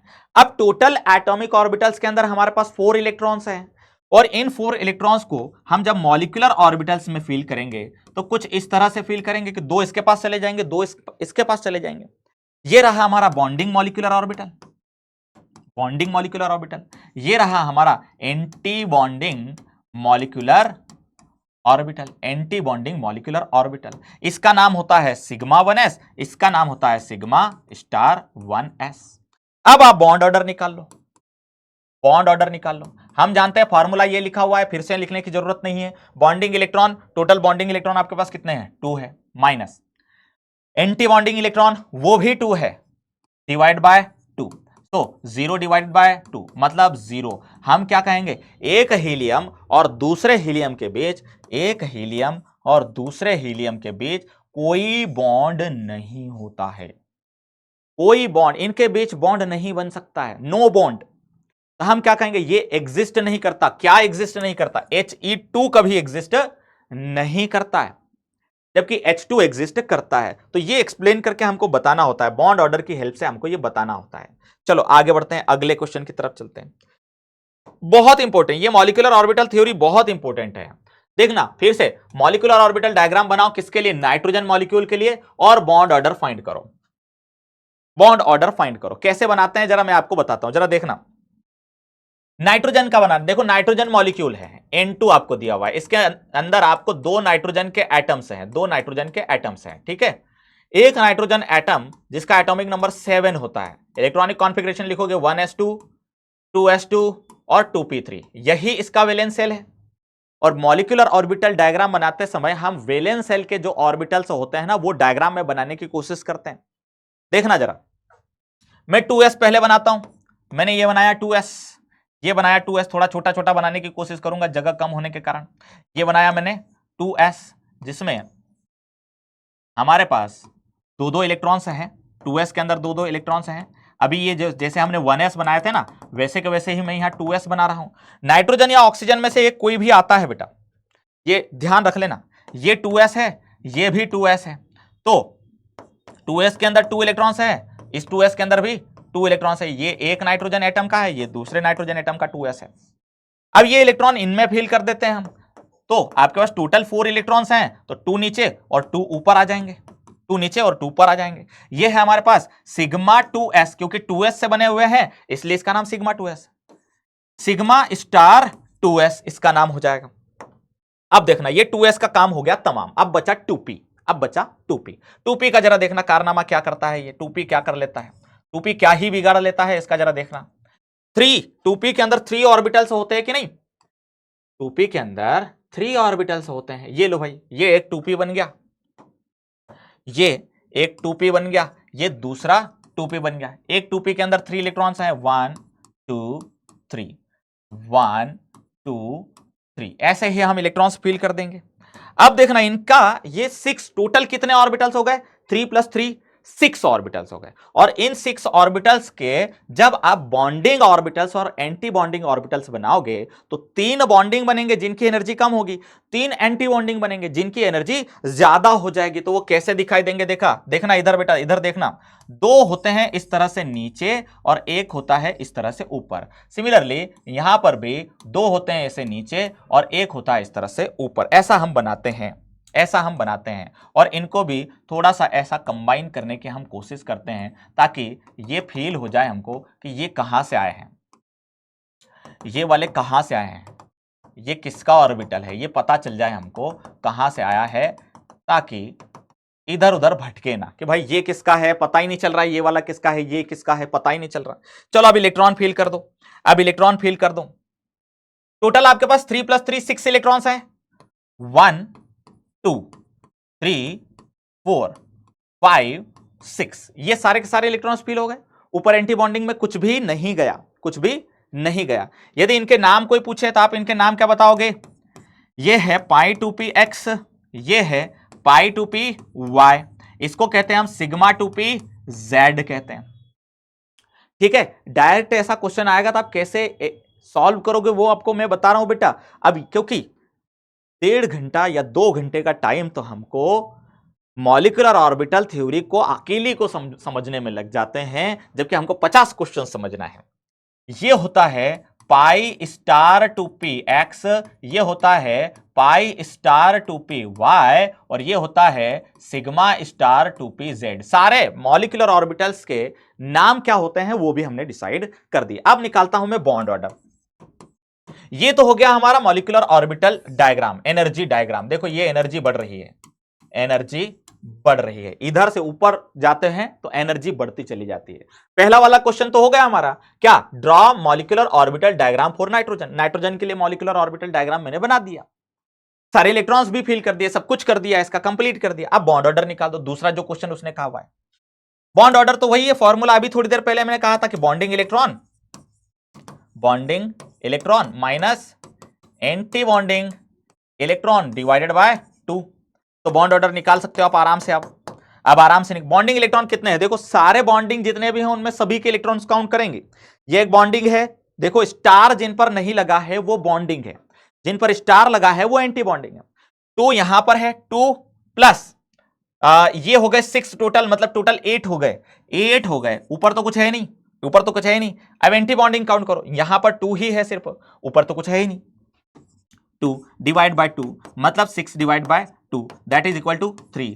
मतलब बॉन्ड ऑर्डर आ गया यदि 3, तो हम कहेंगे एक नाइट्रोजन एटम और दूसरे नाइट्रोजन एटम के बिटवीन 3 बॉन्ड्स होंगे, 3 बॉन्ड्स होंगे। चलो भाई ये एक क्वेश्चन था। इस तरह के डिटेल्ड क्वेश्चन भी मैं आपके साथ डिस्कस कर रहा हूं, सॉल्ट क्वेश्चन भी आपके साथ डिस्कस कर रहा हूं, एमसीक्यू टाइप क्वेश्चंस भी डिस्कस कर रहा हूं। सो 1 नंबर, 2 नंबर, 3 नंबर, 4 नंबर, सभी टाइप की प्रैक्टिस आपकी होती चली जा रही है, चली जा रही है। The bond formed by sharing of electrons between 2 atoms. Sharing of electron, sharing of electron से कौन सा बॉन्ड बनता है बेटा? तो हम कहते हैं कि शेयरिंग ऑफ इलेक्ट्रॉन से कोवेलेंट बॉन्ड बनता है। कौन सा बॉन्ड बनता है? कोवेलेंट बॉन्ड बन जाता है। चलो आगे बढ़ते हैं, ये बहुत आसान सा क्वेश्चन था, इसमें कोई ज्यादा दिक्कत आनी नहीं चाहिए। अगला क्वेश्चन देखो, अगला क्वेश्चन देखो, अगला क्वेश्चन क्या है? हाइड्रोजन बॉन्ड क्या होता है और इसके टाइप्स क्या होते हैं? अच्छा क्वेश्चन है, एग्जाम में आता है ये। हाइड्रोजन बॉन्ड क्या होता है और इसके टाइप्स क्या होते हैं? देखो जब हाइड्रोजन एटम किसी एक ऐसे एटम के साथ जुड़ा होता है जो कि मोस्ट इलेक्ट्रो नेगेटिव एलिमेंट्स में से होता है, जैसे कि फ्लोरीन हो सकता है, ऑक्सीजन हो सकता है, नाइट्रोजन हो सकता है, यही 3 मोस्ट इलेक्ट्रोनेगेटिव एलिमेंट्स हैं, जिसको हम शॉर्ट में फोन भी कहते हैं। फोन से याद रखते हैं, फ्लोरीन, ऑक्सीजन और नाइट्रोजन मोस्ट इलेक्ट्रोनेगेटिव। सबसे ज्यादा फ्लोरीन, उससे कम ऑक्सीजन, और सबसे कम मतलब तीनों में से कम होता है नाइट्रोजन। तो यदि ऐसा होता है ना, तो इस जेड एटम के ऊपर पार्शियल नेगेटिव और हाइड्रोजन एटम के ऊपर पार्शियल पॉजिटिव चार्ज आ जाता है, क्योंकि जो मोस्ट इलेक्ट्रोनेगेटिव एलिमेंट है वो शेयर्ड बॉन्ड के इलेक्ट्रॉन्स को अपनी तरफ अट्रैक्ट करता है और एक डाइपोल क्रिएट हो जाता है, डाइपोल क्रिएट हो जाता है। और इसी डाइपोल के कारण देखना क्या होता है, अब इधर एग्जांपल से बताता हूं आपको। इसी डाइपोल के कारण आपको क्या देखने को मिलने वाला है। जैसे मैंने एक वाटर मॉलिक्यूल लिया और ये रहा वो वाटर मॉलिक्यूल। देखो हाइड्रोजन एक ऑक्सीजन से लगा हुआ है, कंडीशन फुलफिल हो रही है। हाइड्रोजन बॉन्ड बनाने की कंडीशन क्या है? सबसे पहले तो कि हाइड्रोजन किसी एक ऐसे एटम से लगा हुआ होना चाहिए जो कि मोस्ट इलेक्ट्रोनेगेटिव एलिमेंट्स में से हो। ऐसा यदि होता है तो पार्शियल चार्जेस क्रिएट हो जाते हैं। अब हाइड्रोजन बॉन्डिंग को समझना, देखो यहां पर पार्शियल पॉजिटिव आ जाएगा, यहां पर भी पार्शियल पॉजिटिव आ जाएगा, यहां पार्शियल नेगेटिव। ऐसा ही एक और मैंने वाटर का मॉलिक्यूल ले लिया, partial positive, partial negative, partial positive. ये देखो अब क्या होता है, अब क्या होता है देखना, एक मॉलिक्यूल का ऑक्सीजन दूसरे मॉलिक्यूल के हाइड्रोजन जिस पर पार्शियल चार्ज है उसको अट्रैक्ट करता है और एक पार्शियल बॉन्ड बनाता है। इसी पार्शियल बॉन्ड को हम हाइड्रोजन बॉन्ड कहते हैं, इसी पार्शियल बॉन्ड को हम हाइड्रोजन बॉन्ड कहते हैं। ये एक तरह से डाइपोल डाइपोल इंटरेक्शन होता है, डाइपोल डाइपोल इंटरेक्शन होता है, और ये एक वीक बॉन्ड होता है। जैसे कोवेलेंट बॉन्ड होता है, आयोनिक बॉन्ड होता है, उससे बहुत वीक बॉन्ड होता है, लेकिन इसकी प्रेजेंस से भी प्रॉपर्टीज में चेंज आता है, इसकी प्रेजेंस से भी प्रॉपर्टीज में चेंज आता है। और दो तरह के हाइड्रोजन बॉन्ड होते हैं, शॉर्ट में बताऊंगा मैं सिर्फ, दो तरह के हाइड्रोजन बॉन्ड होते हैं। एक होता है inter molecular hydrogen bonding, hydrogen bonding, और दूसरा होता है intra molecular molecular hydrogen bonding. ये दो तरह की हाइड्रोजन बॉन्डिंग होती है, intermolecular hydrogen bonding and intramolecular hydrogen bonding. Intermolecular hydrogen bonding क्या होती है बेटा? इंटरमॉलिक्यूलर हाइड्रोजन बॉन्डिंग ऐसी बॉन्डिंग होती है जो अलग अलग मॉलिक्यूल्स में स्टेब्लिश होती है। जैसे ये एक वाटर मॉलिक्यूल, ये दूसरा मॉलिक्यूल हो गया, इन दोनों मॉलिक्यूल के बीच में हाइड्रोजन बॉन्ड बन रहा है। मैं 1 मिनट पानी पी लूं फिर आगे बढ़ता हूं।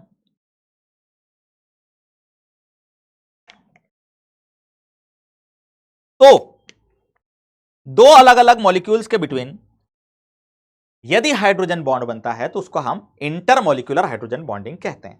यदि एक ही मॉलिक्यूल में, उसी मॉलिक्यूल में हाइड्रोजन बॉन्ड बन जाए तो फिर उसको हम इंट्रामॉलिक्यूलर हाइड्रोजन बॉन्डिंग कहते हैं। आप बुक में इसका डिटेल थोड़ा सा पढ़ना बेटा, मैं इन दोनों का डिटेल आपको पढ़ने के लिए कह रहा हूं। अगले क्वेश्चन की तरफ चलते हैं हम। स्ट्रक्चर ऑफ वाटर समझाना है हमको on the basis of VSEPR theory. Structure of water समझाना है हमको। देखना वाटर का स्ट्रक्चर कैसा होता है। देखो वाटर के स्ट्रक्चर की यदि बात करें तो सेंट्रल एटम ऑक्सीजन होता है, इसका जो हाइब्रिडाइजेशन आता है वो sp3 हाइब्रिडाइजेशन आता है, sp3 हाइब्रिडाइजेशन आता है। इसका मतलब इसकी जो ज्योमेट्री है वो टेट्राहेड्रल होनी चाहिए, टेट्राहेड्रल होनी चाहिए। लेकिन ज्योमेट्री के साथ साथ मैं जब इसके स्ट्रक्चर को देखता हूं तो हम जानते हैं कि H2O मॉलिक्यूल के अंदर दो बॉन्ड पेयर्स होते हैं, दो बॉन्ड पेयर्स होते हैं। देखो ये दो बॉन्ड बने हुए हैं, जबकि दो लोन पेयर्स भी होते हैं। ये हम हाइब्रिडाइजेशन से समझते हैं, ये हम हाइब्रिडाइजेशन से समझते हैं। VSEPR थ्योरी ये कहती है कि लोन पेयर और लोन पेयर में सबसे ज्यादा रिपल्शन होता है, फिर लोन पेयर और बॉन्ड पेयर में होता है, और सबसे कम रिपल्शन बॉन्ड पेयर और बॉन्ड पेयर में होता है। ये VSEPR थ्योरी कहती है। तो इस हिसाब से ये जो लोन पेयर और लोन पेयर है इनके बीच रिपल्शन सबसे ज्यादा होता है। तो हम जानते हैं कि यदि ज्योमेट्री टेट्राहेड्रल होती है, ज्योमेट्री यदि टेट्राहेड्रल होती है तो इनका जो बॉन्ड एंगल है वो 109.5 डिग्री के आसपास आता है, 109.5 डिग्री आता है। लेकिन दो लोन पेयर्स के प्रेजेंस के कारण यहां पर जो बॉन्ड एंगल है वो डिक्रीज होकर के 104.5 डिग्री के आसपास हो जाता है। तो हम क्या कहते हैं, इन दोनों लोन पेयर्स के कारण, क्योंकि लोन पेयर और लोन पेयर में रिपल्सन ज्यादा होता है जिससे इसका बॉन्ड एंगल कम हो जाता है। यह बात हम VSEPR थ्योरी से एक्सप्लेन करते हैं। आई होप ये वाला क्वेश्चन भी आपको क्लियर हो गया होगा कि H2O का जो स्ट्रक्चर है वो कुछ इस तरह से दिखाई देता है। इसकी ज्योमेट्री जो है वो तो टेट्राहेड्रल है, लेकिन शेप जो है इसको हम V शेप कहते हैं, या और इसको बेंट शेप भी कहते हैं, बेंट शेप भी कहते हैं हम। बेटा आप लोगों को ये जो PDF है ना, ये PDF हमारे ऑफिशियल जो MP बोर्ड वाला के टेलीग्राम और व्हाट्सएप वाले चैनल्स है ना उस पे ये मिल जाएंगे, इसलिए उसको फॉलो जरूर कर लीजिएगा आप। आगे बढ़ता हूं मैं, sp2 हाइब्रिडाइजेशन आपको एक्सप्लेन करना है। अगला क्वेश्चन क्या है, sp2 हाइब्रिडाइजेशन एक्सप्लेन करना है। sp2 मतलब 1s ऑर्बिटल, 1s ऑर्बिटल and 2p orbitals, 2p orbitals participate in hybridization। Hybridization के अंदर एक s और दो p ऑर्बिटल्स पार्टिसिपेट करेंगे। जरा देखना कैसे करेंगे। ये लिया मैंने एक s ऑर्बिटल, ये लिया मैंने एक p ऑर्बिटल, px बोल देता हूं मैं इसको, ऑर्बिटल, और एक और p ऑर्बिटल लिया मैंने, ये लिया py ऑर्बिटल। ठीक है ना, 2 p लेना थे हमको, हमने ले लिया, 1s एंड 2p ऑर्बिटल्स ले लिए। अब इसमें होगा हाइब्रिडाइजेशन, हाइब्रिडाइजेशन जिससे क्या बनेगा, जिससे क्या बनेगा, नए हाइब्रिड ऑर्बिटल्स बनेंगे। जितने पार्टिसिपेट कर रहे हैं उतने ही नए बनेंगे। Same shape, same shape, same size, same energy के 3 sp2 हाइब्रिड ऑर्बिटल्स बनेंगे। sp2 हाइब्रिड, हाइब्रिड ऑर्बिटल्स बनेंगे, ऑर्बिटल्स बनेंगे। क्या याद है आपको ये वाली चीज, sp2 हाइब्रिडाइजेशन के अंदर हम इस तरह से हाइब्रिड ऑर्बिटल्स बनाते हैं। अब ये जो 3 sp2 हाइब्रिड ऑर्बिटल्स हैं, ये एक दूसरे को मैक्सिमम रिपल्स करेंगे और इनकी जो ज्योमेट्री है वो कुछ इस तरह से बन जाएगी। इनकी जो ज्योमेट्री है वो कुछ इस तरह से बन जाएगी, देखना इस तरह से बन जाएगी। ये इनके छोटे छोटे टुकड़े भी हम इसमें जोड़ देते हैं, इसे छोटे छोटे टुकड़े भी इसके अंदर हम जोड़ देते हैं।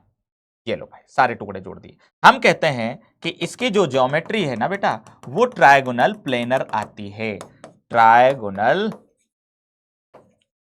प्लेनर आती है, ट्रायगोनल प्लेनर आती है। और इनके बीच जो एंगल होता है वो 120 डिग्री का एंगल आता है, 120 डिग्री। तो ये था sp2 हाइब्रिडाइजेशन। यदि कोई एग्जाम्पल पूछे तो आप बता देना कि BF3 इसी टाइप का एक मॉलिक्यूल होता है जिसमें बोरॉन का sp2 हाइब्रिडाइजेशन होता है। अगले क्वेश्चन पर चलता हूं बेटा, देखो अगले चैप्टर पर आ गया, हम थर्मोडायनेमिक्स पर आ चुके हैं। अगला चैप्टर हमारा शुरू हो चुका है, नंबर 5 वाला चैप्टर। सबसे पहला क्वेश्चन थर्मोडायनेमिक्स के अंदर यह है कि हैश लॉ क्या है, एग्जाम्पल से समझाओ।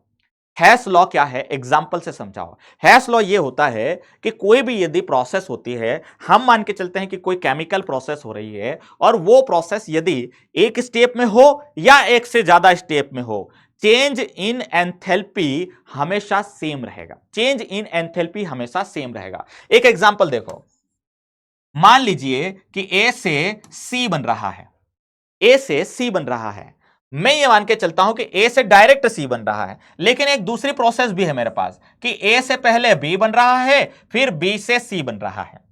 तो यदि ए से सी बनने की चेंज इन एंथैल्पी को मैं डेल्टा एच कह रहा हूं और ए से बी बनने की चेंज इन एंथैल्पी को मैं डेल्टा H1 कह रहा हूं और बी से सी बनने की जो एंथैल्पी चेंज है उसको मैं डेल्टा H2 कह रहा हूं, तो हैश ने यह कहा कि जितनी एंथैल्पी में चेंज एक स्टेप में आएगी, उतनी कितनी भी स्टेप में वो रिएक्शन कंप्लीट हो, एंथैल्पी में चेंज उतना ही आएगा। मतलब क्या हुआ कहने का कि जो डेल्टा H है वो हमेशा delta H1 plus delta H2 के इक्वल ही रहेगा। ये है हैश लॉ। ये क्या है बेटा, हैश लॉ है। एक एग्जांपल लेते हैं, जैसे formation of carbon dioxide. Formation of carbon dioxide exam में यदि हैश लॉ आता है ना बेटा, तो ऐसा इतना लिखना है आपको, इतना लिखना है आपको। कार्बन डाइऑक्साइड दो तरीके से बन सकता है, एक तो कार्बन से ऑक्सीजन डायरेक्ट जुड़ जाए, एक ये प्रोसेस हो सकती है, या फिर कार्बन से पहले एक ऑक्सीजन जुड़े और कार्बन मोनोऑक्साइड बनाए, जिसकी एंथैल्पी में चेंज, जिसको डेल्टा H1 कह रहा हूं मैं, -110.5 किलो जूल आ रहा है। फिर ये जो कार्बन मोनोऑक्साइड है, ये कार्बन मोनोऑक्साइड दूसरे ऑक्सीजन एटम के साथ कंबाइन होकर के कार्बन डाइऑक्साइड बनाए, जिससे इसका एंथैल्पी में जो चेंज है वो -283 किलो जूल आ रहा है।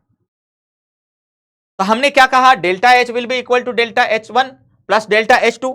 मतलब कार्बन से डायरेक्ट 2 ऑक्सीजन यदि जुड़ते हैं और कार्बन डाइऑक्साइड बनता है, तो इन दोनों के सम के इक्वल ही इसकी एंथैल्पी भी आने वाली है, डेल्टा H भी आने वाला है ये वाली स्टेप के लिए। तो वो कितना आ जाएगा बेटा, इन दोनों को ऐड कर दो तो that will be equal to -393.5 kilo joule. ऐसा क्वेश्चन बहुत आसान सा क्वेश्चन होता है, कभी कभी न्यूमेरिकल टाइप पूछ लेता है वो कि इस स्टेप में इतनी एंथैल्पी चेंज हुई, दूसरे स्टेप में इतनी एंथैल्पी चेंज हुई, तो बताओ ओवरऑल स्टेप में कितनी एंथैल्पी में चेंज आएगा, हम आराम से निकाल लेंगे। न्यूमेरिकल टाइम भी कभी कभी पूछ लेता है। अगले क्वेश्चन पर देखते हैं, हीट कैपेसिटी क्या चीज होती है। हीट कैपेसिटी किसी भी सब्सटेंस का, किसी भी सब्सटेंस का टेम्परेचर 1 डिग्री सेल्सियस या एक केल्विन टेम्परेचर बढ़ाने के लिए जितना अमाउंट ऑफ हीट रिक्वायर्ड होता है, अमाउंट ऑफ हीट रिक्वायर्ड होता है to raise what temperature of that substance by 1 degree या 1 केल्विन। एक टेम्परेचर को 1 डिग्री सेल्सियस बढ़ाने के लिए जितना एनर्जी हीट रिक्वायर्ड है उसी को हम क्या कहते हैं, heat capacity of that substance कहते हैं। और उसका फॉर्मूला क्या है, where C is what heat capacity, और heat capacity will be equal to heat supplied divide by delta T, Q divided by delta T. ये हो गया हमारा फॉर्मूला, इसका छोटा सा फॉर्मूला। आगे बढ़ते हैं नेक्स्ट क्वेश्चन की तरफ। फर्स्ट लॉ ऑफ थर्मोडायनेमिक्स क्या कहता है बेटा, सिंपल सा, सबसे सरल सा, सबसे इजी सा क्वेश्चन होता है। फर्स्ट लॉ ऑफ थर्मोडायनेमिक्स क्या कहता है कि energy can nether be created nor be destroyed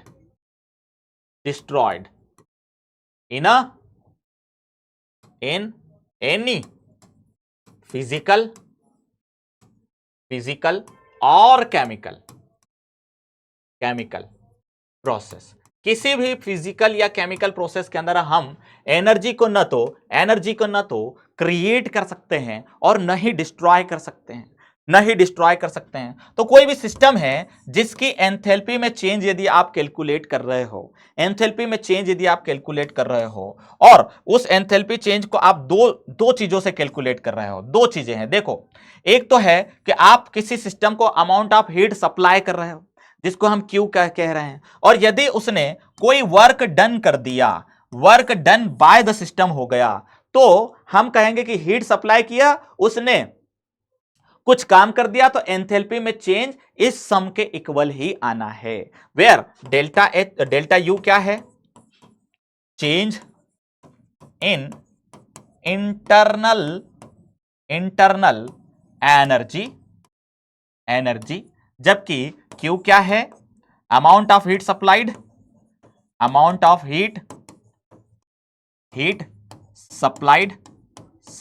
आपने साइन नोटेशन पढ़ रखा होगा कि जब भी हम सप्लाई करते हैं हीट तो हीट पॉजिटिव आती है, क्यू पॉजिटिव आता है।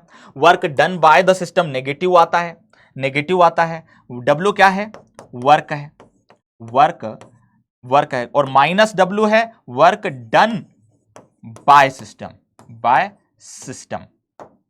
सिस्टम। यदि आप सिस्टम पर काम करते तो प्लस डब्ल्यू होता। तो ये तो था हमारा फर्स्ट लॉ ऑफ थर्मोडायनेमिक्स, जो बहुत आसान सा एक कॉन्सेप्ट है। अगला वाला देखो, क्वेश्चन ये भी बहुत इंपॉर्टेंट है, आसान है और अच्छा क्वेश्चन है। Entropy of water, ice and vapour में कंपैरिजन करना है, किसकी एंट्रोपी ज्यादा होती है, किसकी एंट्रोपी कम होती है। तो पहली बात तो ये कि एंट्रोपी होती क्या है सर, एंट्रोपी होती क्या है, रेंडमनेस और डिसऑर्डरलीनेस ऑफ सिस्टम के डिसऑर्डर को ही, रेंडमनेस को ही हम एंट्रोपी कहते हैं। और हम जानते हैं कि डिसऑर्डर सबसे ज्यादा किसमें होगा, वेपर फेज में सबसे ज्यादा डिसऑर्डर होगा कि नहीं, पार्टिकल बहुत ज्यादा इधर उधर भाग रहे होंगे कि नहीं, इधर उधर दौड़ रहे होंगे कि नहीं, तो वेपर की एंट्रोपी सबसे ज्यादा आएगी। फिर वाटर क्या आएगी, क्योंकि इसके मॉलिक्यूल भी इधर उधर मूवमेंट कर सकते हैं। जितना डिसऑर्डर होगा वाटर की आएगी, और सबसे कम डिसऑर्डर किसमें होगा बेटा, आइस में, क्योंकि इसके जो मॉलिक्यूल्स हैं वो पैक हो जाते हैं, इधर उधर नहीं जाते हैं। हम ऐसा भी कह सकते हैं इसको कि सॉलिड, या इसको इधर से मैं ले रहा हूं तो गैस ले लो, गैस की एंट्रोपी सबसे ज्यादा आती है, फिर लिक्विड की, और सबसे कम आती है सॉलिड की। यदि कोई इस तरह का ऑर्डर पूछे तो ये बता देना भाई, ये क्या है, ऑर्डर ऑफ एंट्रोपी। ये क्या है, एंट्रोपी का ऑर्डर है। ये है एंट्रोपी का ऑर्डर। आई होप एंट्रोपी आप निकाल लोगे, अब यदि आपसे कंपैरिजन पूछे तो कर लोगे। नेक्स्ट क्वेश्चन की तरफ चलूं, टाइप्स ऑफ थर्मोडायनेमिक सिस्टम कितने तरह के होते हैं, ये क्वेश्चन एक्सप्लेन करना है हमको। बहुत आसान सा क्वेश्चन है, सिस्टम कितने तरह के होते हैं ये एक्सप्लेन करना है। हम जानते हैं कि सिस्टम 3 तरह के होते हैं, हम जानते हैं कि सिस्टम, थर्मोडायनेमिक सिस्टम जो होते हैं वो तीन तरह के होते हैं। कौन से सर?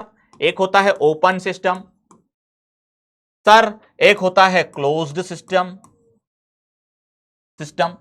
और सर एक होता है आइसोलेटेड सिस्टम। बताओ भाई, क्या ये वाली बात क्लियर है? आराम से आपको क्लियर हो चुकी होगी। ओपन सिस्टम ऐसा सिस्टम होता है जिसमें सिस्टम और सराउंडिंग में,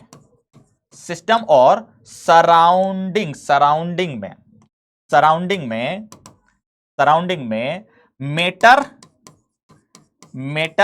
और हीट दोनों का एक्सचेंज हो सकता है। मेटर और हीट दोनों का एक्सचेंज हो सकता है। सिस्टम और सराउंडिंग में मेटर और हीट दोनों का एक्सचेंज यदि हो सकता है तो उसको हम कहते हैं एक ओपन सिस्टम। मतलब मान लीजिए कि मैंने एक बीकर ले लिया, उसको ओपन रखा, खुला रखा, तो इसके अंदर मेटर आ सकता है कि नहीं? बिल्कुल आ सकता है सर मेटर। और इसके अंदर हीट का भी एक्सचेंज हो सकता है कि नहीं? मतलब ये गर्म और ठंडा हो सकता है कि नहीं? तो आप कहेंगे सर बिल्कुल हो सकता है। तो हम क्या कहेंगे कि ये एक ओपन सिस्टम हो गया। चलो अगला देखो, मैं ये कह रहा हूं दूसरा है क्लोज्ड सिस्टम। फिर से मैंने एक सिस्टम लिया और इसको सराउंडिंग के साथ कंपेयर किया, सराउंडिंग के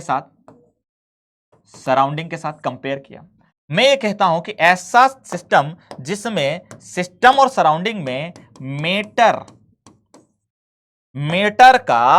मेटर का एक्सचेंज नहीं हो सकता है, लेकिन मेटर का एक्सचेंज नहीं हो सकता है, लेकिन हीट का एक्सचेंज हो सकता है। हीट आ और जा सकती है, तो ऐसे सिस्टम को हम क्लोज्ड सिस्टम कहते हैं। मतलब मान लीजिए कि मैंने एक बीकर लिया, इसमें पानी भर दिया और इसका ढक्कन लगा दिया। अब इसमें मेटर तो नहीं आ सकता, लेकिन हीट तो आ जा सकती है। ऐसा सिस्टम हमारे लिए क्लोज्ड सिस्टम होता है। और एक आखिरी है हमारे पास, क्या? एक हमारा आखिरी भी है, और वो क्या है बेटा? Isolated system. इसमें क्या होता है? सिस्टम और सराउंडिंग में न तो मेटर का एक्सचेंज होता है, दोनों का एक्सचेंज नहीं होता है। मेटर का भी एक्सचेंज नहीं होता है और हीट का भी एक्सचेंज नहीं होता है। न तो मेटर बाहर से अंदर जा सकती है, न हीट बाहर से अंदर जा सकती है। तो ऐसा सिस्टम हमारे लिए क्या होता है? एक आइसोलेटेड सिस्टम होता है। ये एक हाइपोथेटिकल कॉन्सेप्ट ही सिर्फ हो सकता है, जिसमें मैं ये कह रहा हूं कि मान लीजिए कि मैंने बीकर के आसपास एक हीट शील्ड लगा दी। मान लीजिए वुडन कोटिंग कर दी इसके आसपास मैंने। तो अब क्या होगा? इसमें जो भी लिक्विड भरा हुआ रहेगा उसके अंदर न तो मेटर जा सकेगा, न हीट जा सकेगी, आ सकेगी। एक एग्जांपल यदि हम कहें तो थर्मस जो होता है वो इसी तरह का एक एग्जांपल होता है। लेकिन ऐसा कोई एक 100% सिस्टम हम बना नहीं सकते जिसमें हीट और मेटर दोनों का एक्सचेंज ना हो सके। तो ये है टाइप्स ऑफ सिस्टम्स। चलो बेटा आगे अगले क्वेश्चन की तरफ चलते हैं। इनमें से कौन सा स्टेट फंक्शन है बताओ? हम क्या कहते हैं? ये पाथ फंक्शन है। वर्क तो पाथ फंक्शन होता है, हीट भी पाथ फंक्शन होता है, इंटरनल एनर्जी स्टेट फंक्शन होती है, और पाथ लेंथ भी पाथ फंक्शन ही होता है। स्टेट फंक्शन वो होता है जो दो स्टेट्स पर ही डिपेंड करता है, इनिशियल स्टेट और फाइनल स्टेट पर डिपेंड करता है, उसी को हम स्टेट फंक्शन कहते हैं। तो इंटरनल एनर्जी जो है वो एक स्टेट फंक्शन होता है। ठीक है, अब डिटेल में तो आप अपनी क्लास में पढ़ ही चुके होंगे, लेकिन मैं आपसे रिवीजन वाली बात कर रहा हूं। एक्सोथर्मिक रिएक्शन के अंदर क्या होता है बेटा? हम कहते हैं हीट इवॉल्व होती है। एक्सोथर्मिक रिएक्शन के अंदर हीट इवॉल्व होती है, जबकि एंडोथर्मिक रिएक्शन के अंदर हीट एब्जॉर्ब होती है। यह भी बड़ा आसान सा क्वेश्चन था। क्लियर है? थर्मोडायनेमिक वाला चैप्टर भी हम लगभग कंप्लीट कर चुके हैं। अब इक्विलिब्रियम वाले चैप्टर की बात करते हैं। पहला वाला कॉन्सेप्ट जो है, क्वेश्चन जो है, Arrhenius concept of acids and bases. Acids वो होते हैं जो H+ रिलीज करते हैं वाटर के अंदर। जब आप उनको डिसॉल्व करते हो तो हाइड्रोजन आयन रिलीज करते हैं, H+ आयन रिलीज करते हैं। जैसे मैंने एक एग्जांपल लिया, मैंने HCl लिया, जब इसको आप वाटर में डिसॉल्व करोगे तो इससे आपको H+ और Cl- आयंस मिलने वाले हैं। Cl- आयंस मिलने वाले हैं। देखो एक एनायन मिलेगा और H+ मिलेगा, तो ऐसा एसिड होता है। जबकि बेस कौन होता है बेटा? बेस ऐसे सब्सटेंसेस होते हैं जो वाटर में डिसोसिएट होकर के हाइड्रोक्साइड आयंस देते हैं, OH- आयंस देते हैं। जैसे एक एग्जांपल लेता हूं मैंने कहा NaOH है, NaOH को जब वाटर में आप डिसॉल्व करोगे तो इससे आपको Na+ और OH- आयंस मिलेंगे। तो हाइड्रोक्साइड आयंस यदि आपको मिलता है तो वो होता है बेस। देखो एक केटायन मिलता है, ये मिल गया हमको केटायन पॉजिटिव चार्ज वाला, और एक OH- आयन मिलेगा, ये है बेस। अगले क्वेश्चन की तरफ चलते हैं। Similarly Lewis concept of acids and bases, ये भी इंपॉर्टेंट है, ये भी इंपॉर्टेंट है। लुईस ने क्या कहा कि एसिड्स ऐसे सब्सटेंसेस होंगे जो इलेक्ट्रॉन पेयर को एक्सेप्ट करेंगे। Electron pair acceptors are acids, जबकि इलेक्ट्रॉन पेयर डोनर्स जो होते हैं, इलेक्ट्रॉन पेयर डोनर्स जो होते हैं उनको लुईस बेस कहते हैं। एक एग्जांपल मैंने यहां मेंशन किया हुआ है। देखो अमोनिया में नाइट्रोजन के पास एक लोन पेयर होता है, इलेक्ट्रॉन का पेयर होता है जो डोनेट हो सकता है। ये बोरॉन इनकंप्लीट ऑक्टेट रखता है, कंप्लीट इनकंप्लीट ऑक्टेट रखता है, मतलब ये इलेक्ट्रॉन पेयर को एक्सेप्ट कर सकता है। तो यदि इसने इलेक्ट्रॉन पेयर को एक्सेप्ट कर लिया तो BF3 हमारे लिए क्या हो जाएगा? BF3 हमारे लिए इलेक्ट्रॉन पेयर एक्सेप्टर हो गए, तो वो हो जाएगा एसिड।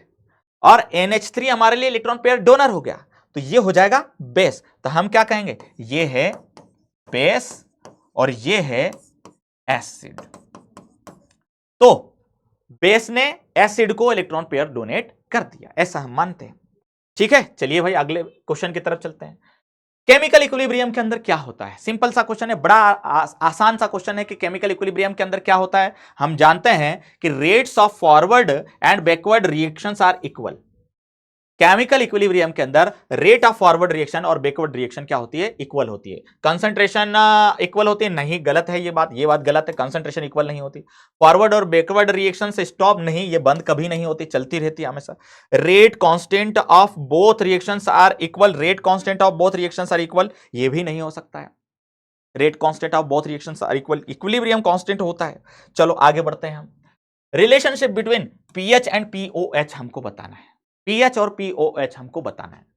ठीक है, चलो बता देते हैं। तो हम जानते हैं कि पीएच इज इक्वल टू या pH plus pOH is equal to 14 होता है। कितना होता है बेटा? 14 होता है। PH plus pOH is equal, बस यही है रिलेशनशिप भी।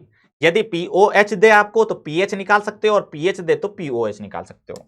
फॉर एग्जांपल मैंने कहा पीएच किसी भी सब्सटेंस के लिए यदि 3 है, मान लो वो एसिडिक है, पीएच 3 है तो एसिडिक है, तो पीओएच कितना होगा?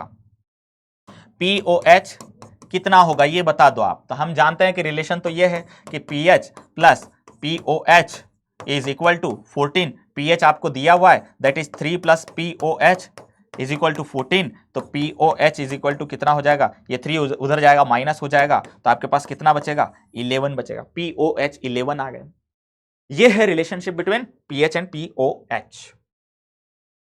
इक्विलिब्रियम कांस्टेंट केसी डिपेंड करता है, केसी बहुत ही छोटा हो गया, यहां पर दिखाई आपको शायद ही दे रहा हो। किस पर डिपेंड करता है? तो एक ही फैक्टर होता है जिस पर इक्विलिब्रियम कांस्टेंट डिपेंड करता है, और वो है टेम्परेचर। इक्विलिब्रियम कांस्टेंट सिर्फ और सिर्फ टेम्परेचर पर डिपेंड करता है और किसी पर भी डिपेंड नहीं करता है। आई होप क्लियर है। Factors affecting chemical equilibrium, chemical equilibrium एक थ्योरेटिकल टाइप क्वेश्चन है, पूछा जाता है ये भी कि कौन से फैक्टर्स हैं जो केमिकल इक्विलिब्रियम को अफेक्ट करते हैं। तो पहला क्या है? Change in concentration. Concentration change करते हैं तब भी इक्विलिब्रियम में चेंज आ जाता है। जिधर की साइड चेंज करोगे उधर से अपोजिट साइड जाने लगेगी रिएक्शन। जैसे हमने कॉन्सेंट्रेशन ऑफ रिएक्टेंट यदि बढ़ा दी तो इक्विलिब्रियम शिफ्ट हो जाता है टुवर्ड्स प्रोडक्ट्स की तरफ चला जाता है। चेंज इन प्रेशर, प्रेशर बढ़ाओगे तो उधर की तरफ शिफ्ट होगा जिधर कम नंबर में मॉलिक्यूल्स होंगे। प्रेशर यदि बढ़ाते हो तो इक्विलिब्रियम उधर शिफ्ट हो जाता है, उधर की साइड जिधर फीवर गैस मॉलिक्यूल्स होते हैं। जैसे एक एग्जांपल से आपको समझाता हूं मैं कि मैंने लिया वही N2 जो कि एक गैस है plus thrice H2, thrice H2 जो कि एक गैस है और ये इक्विलिब्रियम में है ट्वाइस NH3 के साथ, जो कि अगेन एक अमोनिया गैस है। हम जानते हैं कि रिएक्टेंट्स के साइड टोटल 4 मॉलिक्यूल्स हैं, जबकि प्रोडक्ट्स के साइड टोटल 2 मॉलिक्यूल्स हैं। तो जिधर कम है प्रेशर बढ़ाओगे तो रिएक्शन उधर जाएगी। प्रेशर बढ़ाओगे, यदि इस रिएक्शन का प्रेशर बढ़ाओगे तो रिएक्शन प्रोडक्ट की साइड शिफ्ट होगी। अगला चेंज इन टेम्परेचर, टेम्परेचर बढ़ाते हो तो भी केमिकल इक्विलिब्रियम में चेंज आता है। वो डिपेंड करता है कि रिएक्शन कौन सी वाली एक्सोथर्मिक है और कौन सी एंडोथर्मिक है। ठीक है, ये बात को आप पढ़ लेना जरा, मैंने यहां पर लिख दिया। मैं अगले क्वेश्चन की तरफ चलता हूं ताकि हम कंप्लीट कर सकें। इक्विलिब्रियम कांस्टेंट केपी और केसी में, थोड़ा छोटा छोटा हो गया केपी और केसी, रिलेशन क्या है ये हमको बताना है। रिलेशन क्या है, तो जब हम डेरिवेशन करते हैं केपी और केसी के लिए, तब ये वाला आता है Kp is equal to Kc into R T की पावर डेल्टा एन। ठीक है, ये आ गया हमारा relation between Kp and Kc. Next question की तरफ चलता हूं मैं। नेक्स्ट क्वेश्चन है, और क्वेश्चन क्या, चैप्टर ही आ गया हमारा, इक्विलिब्रियम वाला चैप्टर भी लगभग कंप्लीट हो चुका है। Basic principles in organic chemistry वाला चैप्टर देखो बेटा, इसके अंदर पहला क्वेश्चन हम डिस्कस करते हैं। Tetravalency of carbon means, carbon की टेट्रावेलेंसी का क्या मीनिंग है। टेट्रावेलेंसी मतलब 4 वैलेंसी होते हैं, मतलब ये टोटल 4 बॉन्ड्स बनाता है। तो कार्बन कैन फॉर्म 4 बॉन्ड्स, हां जी भाई बिल्कुल सही है ये। 2 बॉन्ड्स गलत, आयोनिक बॉन्ड्स गलत, कार्बन हैज 4 न्यूट्रॉन्स, ये बात तो गलत ही है, 6 न्यूट्रॉन्स होते हैं कार्बन के पास। तो करेक्ट आंसर मिल गया ना हमारा, ए वाला। चलो आगे बढ़ते हैं, अगले क्वेश्चन की तरफ चलते हैं। OH ग्रुप को क्या कहते हैं। फंक्शनल ग्रुप OH है, इसका नाम क्या होता है, जरा देख के बताओ क्या होता है। मैं एक घुट पानी पीता हूं तब तक। क्या आता है OH ग्रुप का नाम। आई होप आपको आता ही होगा, डेफिनेटली आपको आता होगा इसका आंसर, इसमें कोई दो राय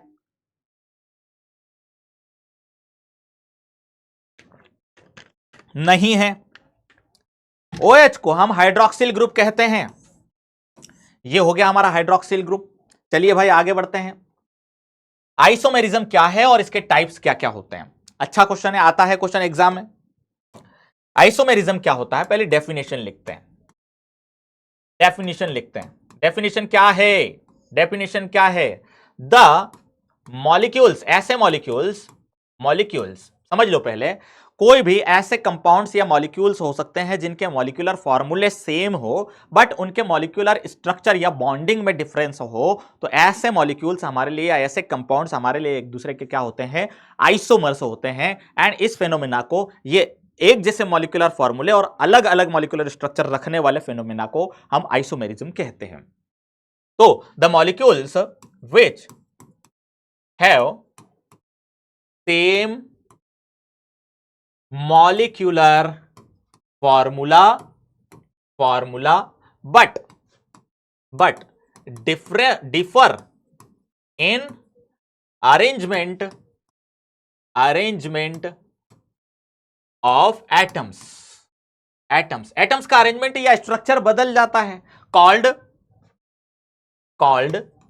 isomers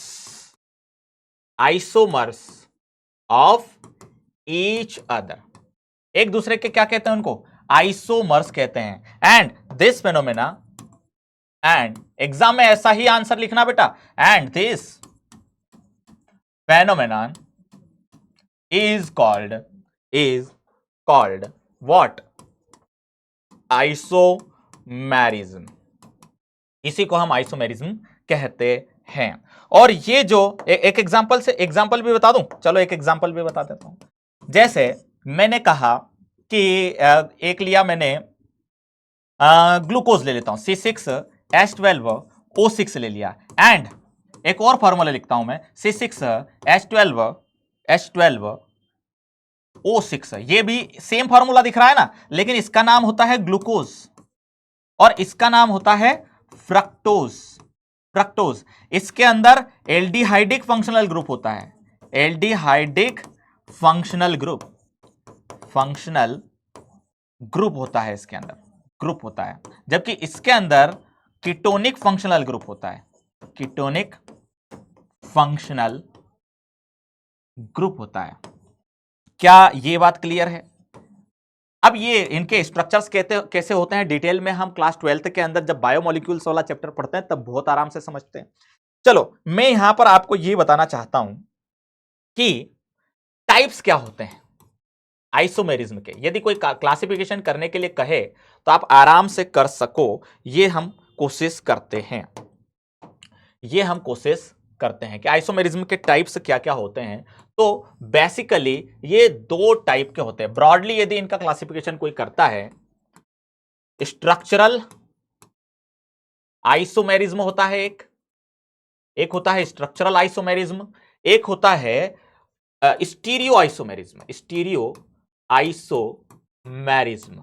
अब देखो मैं इनको डिटेल में एक्सप्लेन नहीं करूंगा, आप पढ़ लेना बेटा, डिटेल में आप पढ़ लेना, लेकिन हम क्लासिफिकेशन जरूर कर देते हैं। स्ट्रक्चरल आइसोमेरिज्म में आपको अलग अलग तरह के जैसे चेन आइसोमेरिज्म ये मिल जाएगा, चेन आइसोमेरिज्म मिल जाएगा, पोजीशन आइसोमेरिज्म मिल जाएगा, आइसोमेरिज्म। और आपको रिंग चेन आइसोमेरिज्म भी मिल जाएगा, रिंग चेन आइसोमेरिज्म ये भी मिल जाएगा। इसके साथ आपको फंक्शनल ग्रुप आइसोमेरिज्म मिलेगा, फंक्शनल ग्रुप आइसोमेरिज्म भी मिलेगा। इसके साथ आपको मेटामेरिज्म भी मिल जाएगा, मेटामेरिज्म। इसके साथ आपको टाटोमेरिज्म भी मिल जाएगा, टाटोमेरिज्म ये भी मिलेगा। तो इतने टाइप के डिफरेंट आइसोमेरिज्म होते हैं किसके अंदर, स्ट्रक्चरल आइसोमेरिज्म के अंदर। जबकि स्टीरियो आइसोमेरिज्म के अंदर दो होते हैं, एक होता है ज्योमेट्रिकल आइसोमेरिज्म और एक होता है ऑप्टिकल आइसोमेरिज्म। ये होते हैं हमारे पास टाइप्स। ये सारे टाइप्स आइसोमेरिज्म के सारे टाइप्स। यदि एग्जाम में ऐसा क्वेश्चन आता है ना बेटा कैसा वाला कि आइसोमेरिज्म क्या है, ये कितने टाइप्स के होते हैं, तो हमको इस तरह से पूरा आंसर लिखना पड़ेगा। चलिए आगे बढ़ते हैं, अगले क्वेश्चन की तरफ चलते हैं हम। Type of fissions of covalent bond. Fission को हमको व्हाट आर टाइप्स, कितने टाइप का फिजन होता है ये हमको बताना है। तो देखो फिजन जो होता है, फिजन का मतलब होता है बॉन्ड का टूटना।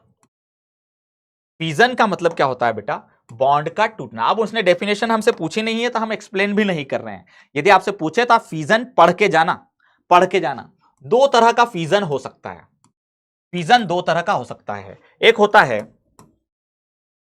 होमोलाइटिक फिजन, लाइटिक फिजन, और एक होता है बेटा, एक होता है हिट्रोलाइटिक फिजन, हिट्रोलाइटिक फिजन। ठीक है, तो ये दो तरह के फिजन होते हैं, दो तरह के फिजन होते हैं। एक्सप्लेन भी कर देता हूं कि कौन से टाइप में क्या होता है।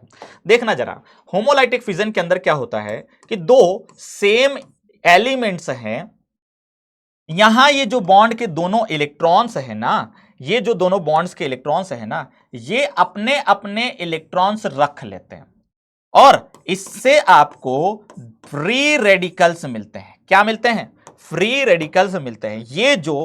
ये जो ओड इलेक्ट्रॉन वाला स्पीसीज है इसको हम कहते हैं फ्री रेडिकल। इसको हम क्या नाम देते हैं बेटा, फ्री रेडिकल नाम देते हैं। तो होमोलाइटिक फिजन से फ्री रेडिकल्स बनते हैं, ये हमारा एक टाइप हो गया। अब दूसरे टाइप को देखो, दूसरे टाइप के अंदर क्या होता है बेटा, दूसरे टाइप के अंदर यह होता है कि जैसे मैंने कार्बन और हेलोजन के बीच बॉन्ड बनाया तो एक मोर इलेक्ट्रोनेगेटिव है। हम जानते हैं कि ये जो हेलोजन है ये मोर इलेक्ट्रोनेगेटिव एलिमेंट होता है, जबकि कार्बन एक लेस इलेक्ट्रोनेगेटिव एलिमेंट होता है। और जब ऐसा होता है तो ये जो बॉन्ड के दो इलेक्ट्रॉन्स है ना बेटा, ये पूरे के पूरे मोर इलेक्ट्रोनेगेटिव एलिमेंट के ऊपर शिफ्ट हो जाते हैं। और जब ऐसा हो जाता है तो एक के पास से इलेक्ट्रॉन चला गया, उसके पास आ जाता है पॉजिटिव चार्ज, और जिसके पास इलेक्ट्रॉन आ गए दोनों के दोनों, उसके पास आ जाता है नेगेटिव चार्ज। तो यदि कार्बन के ऊपर पॉजिटिव चार्ज आ रहा है ना, तो इसको हम कहते हैं कार्बोकेटायन। इसको हम क्या कहते हैं बेटा, कार्बोकेटायन कहते हैं। तो ये है फिजन। फिजन का मतलब बॉन्ड का टूटना। दो तरह से बॉन्ड टूट सकता है, या तो अपने अपने इलेक्ट्रॉन रख लो, या जिसके पास इलेक्ट्रोनेगेटिविटी ज्यादा है वो पूरे दोनों इलेक्ट्रॉन रख लो। जब अपने अपने इलेक्ट्रॉन रख लेंगे तो फ्री रेडिकल बनेगा। यदि कार्बन के पास पॉजिटिव चार्ज आ गया तो कार्बोकेटायन बनेगा, और कार्बन के पास यदि नेगेटिव चार्ज आ जाए तो कार्ब एनायन बनेगा। ये दो केस हो सकते हैं हमारे पास, किसके लिए? फिजन के लिए। अगले क्वेश्चन की तरफ चलता हूं मैं। इंडक्टिव इफेक्ट क्या होता है और इसके टाइप्स क्या होते हैं, जरा देखना बेटा। इंडक्टिव इफेक्ट क्या होता है, देखना जरा, इसको सॉल्व करते हैं हम, इस क्वेश्चन को समझने की कोशिश करते हैं हम। देखना, जब कार्बन की एक चेन होती है, एक कार्बन की चेन होती है, और इस कार्बन की चेन में कोई हीट्रो एटम आ जाता है। क्या आ जाता है? Hetero atom. यहां जो ये जेड है ना, इसको मैं क्या कह रहा हूं? Hetero atom. मतलब कार्बन नहीं है वो, कार्बन नहीं है वो। मैं यदि कहूं कि Z is more electronegative, more electronegative, यदि Z मोर इलेक्ट्रोनेगेटिव है तो ये कार्बन के इलेक्ट्रॉन्स को अपनी तरफ अट्रैक्ट करेगा, कार्बन के इलेक्ट्रॉन्स को अपनी तरफ अट्रैक्ट करेगा, जिससे इसके ऊपर पार्शियल नेगेटिव चार्ज आ जाएगा और इस कार्बन के ऊपर पार्शियल पॉजिटिव चार्ज आ जाएगा। लेकिन देखना, यह बात यहां तक रुकती नहीं है। जब ये कार्बन पार्शियल पॉजिटिव चार्ज हो जाता है तो ये पड़ोसी कार्बन के इलेक्ट्रॉन्स को अपनी तरफ खींचने लगता है। तो इसके पास भी थोड़ा पार्शियल पॉजिटिव चार्ज आ जाता है, लेकिन उतना नहीं आता जितना, इसको डबल कर देता हूं मैं, उतना नहीं आता जितना इस कार्बन के ऊपर आया। पार्शियल पॉजिटिव चार्ज कम हो जाता है और पार्शियल हो जाता है, फिर ऐसा आगे बढ़ जाता है और पार्शियल पॉजिटिव चार्ज इस कार्बन के ऊपर आता है। मतलब पूरी चेन के जो इलेक्ट्रॉन्स है ना, वो मोर इलेक्ट्रोनेगेटिव की तरफ शिफ्ट होने लगते हैं, और इसी प्रोसेस को हम इंडक्टिव इफेक्ट कहते हैं। This shift of electrons in a carbon chain towards more electronegative atom is called, इसी को हम कहते हैं इंडक्टिव इफेक्ट। कहते हैं इसी को हम इंडक्टिव इफेक्ट कहते हैं। और ये जो इंडक्टिव इफेक्ट है ना बेटा, ये दो तरह का होता है, based on the charge present on the hetero atom. किसके बेस पर?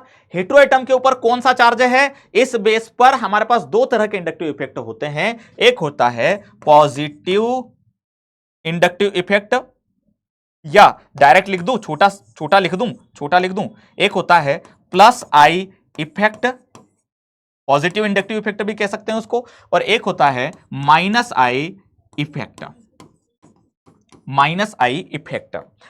पॉजिटिव इंडक्टिव इफेक्ट का मतलब ये इलेक्ट्रॉन रिलीजिंग इफेक्ट है,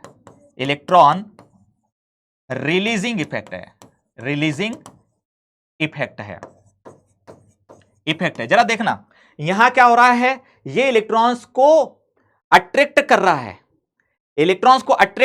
है, तो ये इलेक्ट्रॉन रिलीज कर रहा है क्या? नहीं ना, इलेक्ट्रॉन रिलीज नहीं कर रहा है, इलेक्ट्रॉन रिलीज ये कर रहा है, तो इसका लगेगा प्लस आई और इस जेड का लगेगा माइनस आई। इलेक्ट्रॉन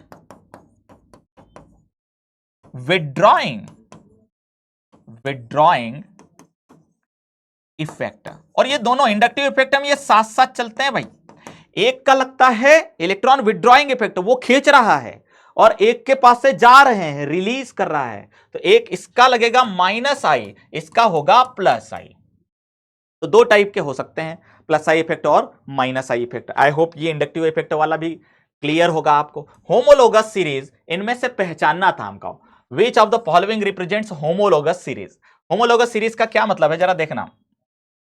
यदि मैंने ये मीथेन लिया, एक कार्बन और दो हाइड्रोजन बढ़ा करके मैं अगला कंपाउंड बनाता हूं, एक कार्बन बढ़ाया मैंने और दो हाइड्रोजन बढ़ाया मैंने, ये अगला कंपाउंड बन गया। यहां पर इन दोनों के बीच एक कार्बन और दो हाइड्रोजन मैंने बढ़ाए, फिर अगले कंपाउंड पर यदि जाता हूं, फिर से एक कार्बन, फिर से दो मैंने हाइड्रोजन बढ़ा देना है, यहां से यहां तक भी सेम, एक कार्बन एंड दो हाइड्रोजन मैंने बढ़ा दिए। तो ऐसी जो सीरीज बनेगी ना, उसको होमोलोगस सीरीज हम कहते हैं। तो देखो यहां पर CH4 C2H6 C3H8 कुछ इसी तरह का है, तो होमोलोगस सीरीज यही होनी चाहिए। इसमें होमोलोगस सीरीज बनती हुई हमको नहीं दिखाई दे रही है। ये तो दूसरे ही कंपाउंड आ गए भाई, ये इसके अंदर भी दूसरे कंपाउंड आ गए, ये तो खत्म ही हो गए।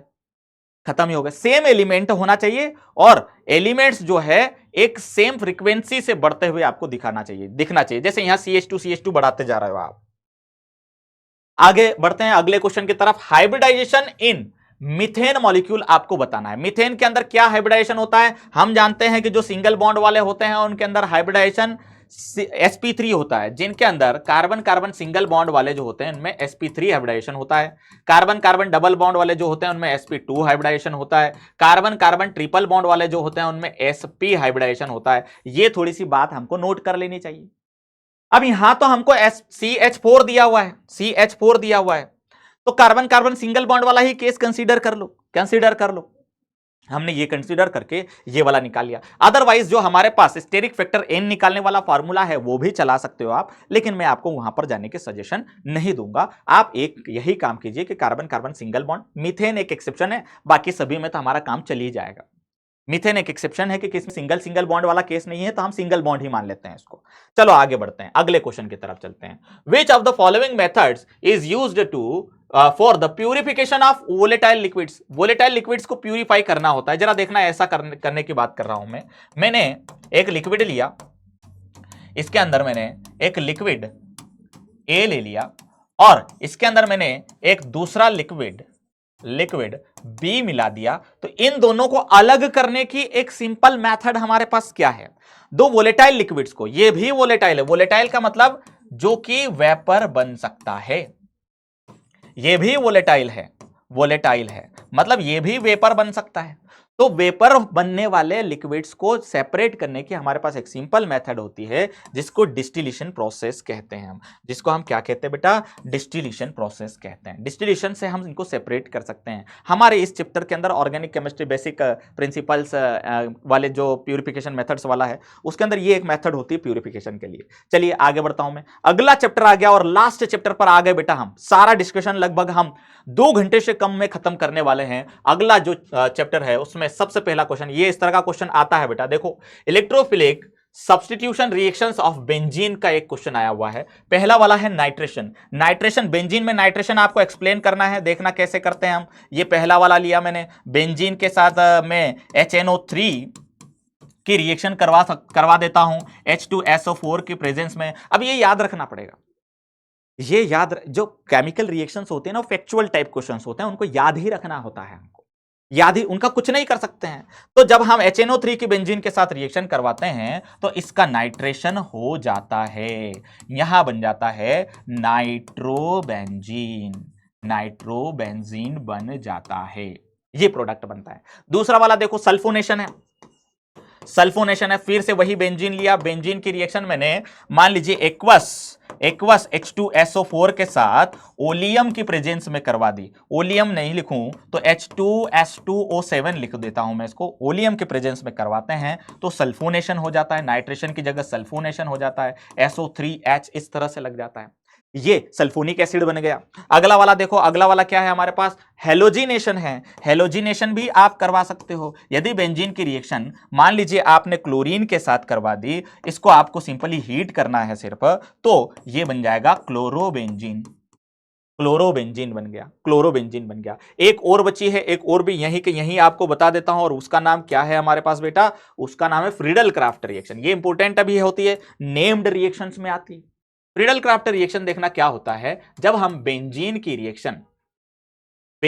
रिएक्शन किसी भी एल्काइल हैलाइड के साथ करवाते हैं। एल्काइल हैलाइड को इस तरह से RX से रिप्रेजेंट करते हैं बेटा। अगले साल 12th की क्लास में आप बिल्कुल इत्मीनान से पूरा का पूरा एक चैप्टर एल्काइल हैलाइड्स का है, वहां आप आराम से पढ़ोगे। फिलहाल मैं आपको ये कह रहा हूं कि ये एल्काइल ग्रुप है और ये हेलोजन है, इसको हम एल्काइल हैलाइड कहते हैं। तो बेंजीन की रिएक्शन जब हम एल्काइल हैलाइड के साथ करवाते हैं एनहाइड्रस AlCl3 की प्रेजेंस में, तो ये एल्काइल ग्रुप जो है ये इस बेंजीन के साथ लग जाता है और मिथाइल बेंजीन बन जाता है, मिथाइल बेंजीन बन जाता है। इस रिएक्शन को हम कहते हैं फ्रीडल क्राफ्ट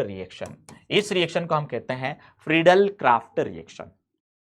आई होप ये वाली, क्योंकि ये याद रखना होता है बेटा। इनको कैसे याद करते हैं? बार बार प्रैक्टिस करके याद करते हैं। जितनी बार आप लिख लिख करके प्रैक्टिस करोगे उतनी बार आपको ये इजी होती चली जाएगी। अगले क्वेश्चन पर आ गया भाई 46 number question. Hydrocarbons are compounds made up of, किनसे बनते हैं? हाइड्रोकार्बन्स किनसे बनते हैं? तो हाइड्रोकार्बन्स हाइड्रोजन और कार्बन से बनते हैं, हाइड्रोजन और कार्बन से बनते हैं। सिंपल सी बात थी भाई, इसमें तो कोई दिक्कत वाली बात ही नहीं थी।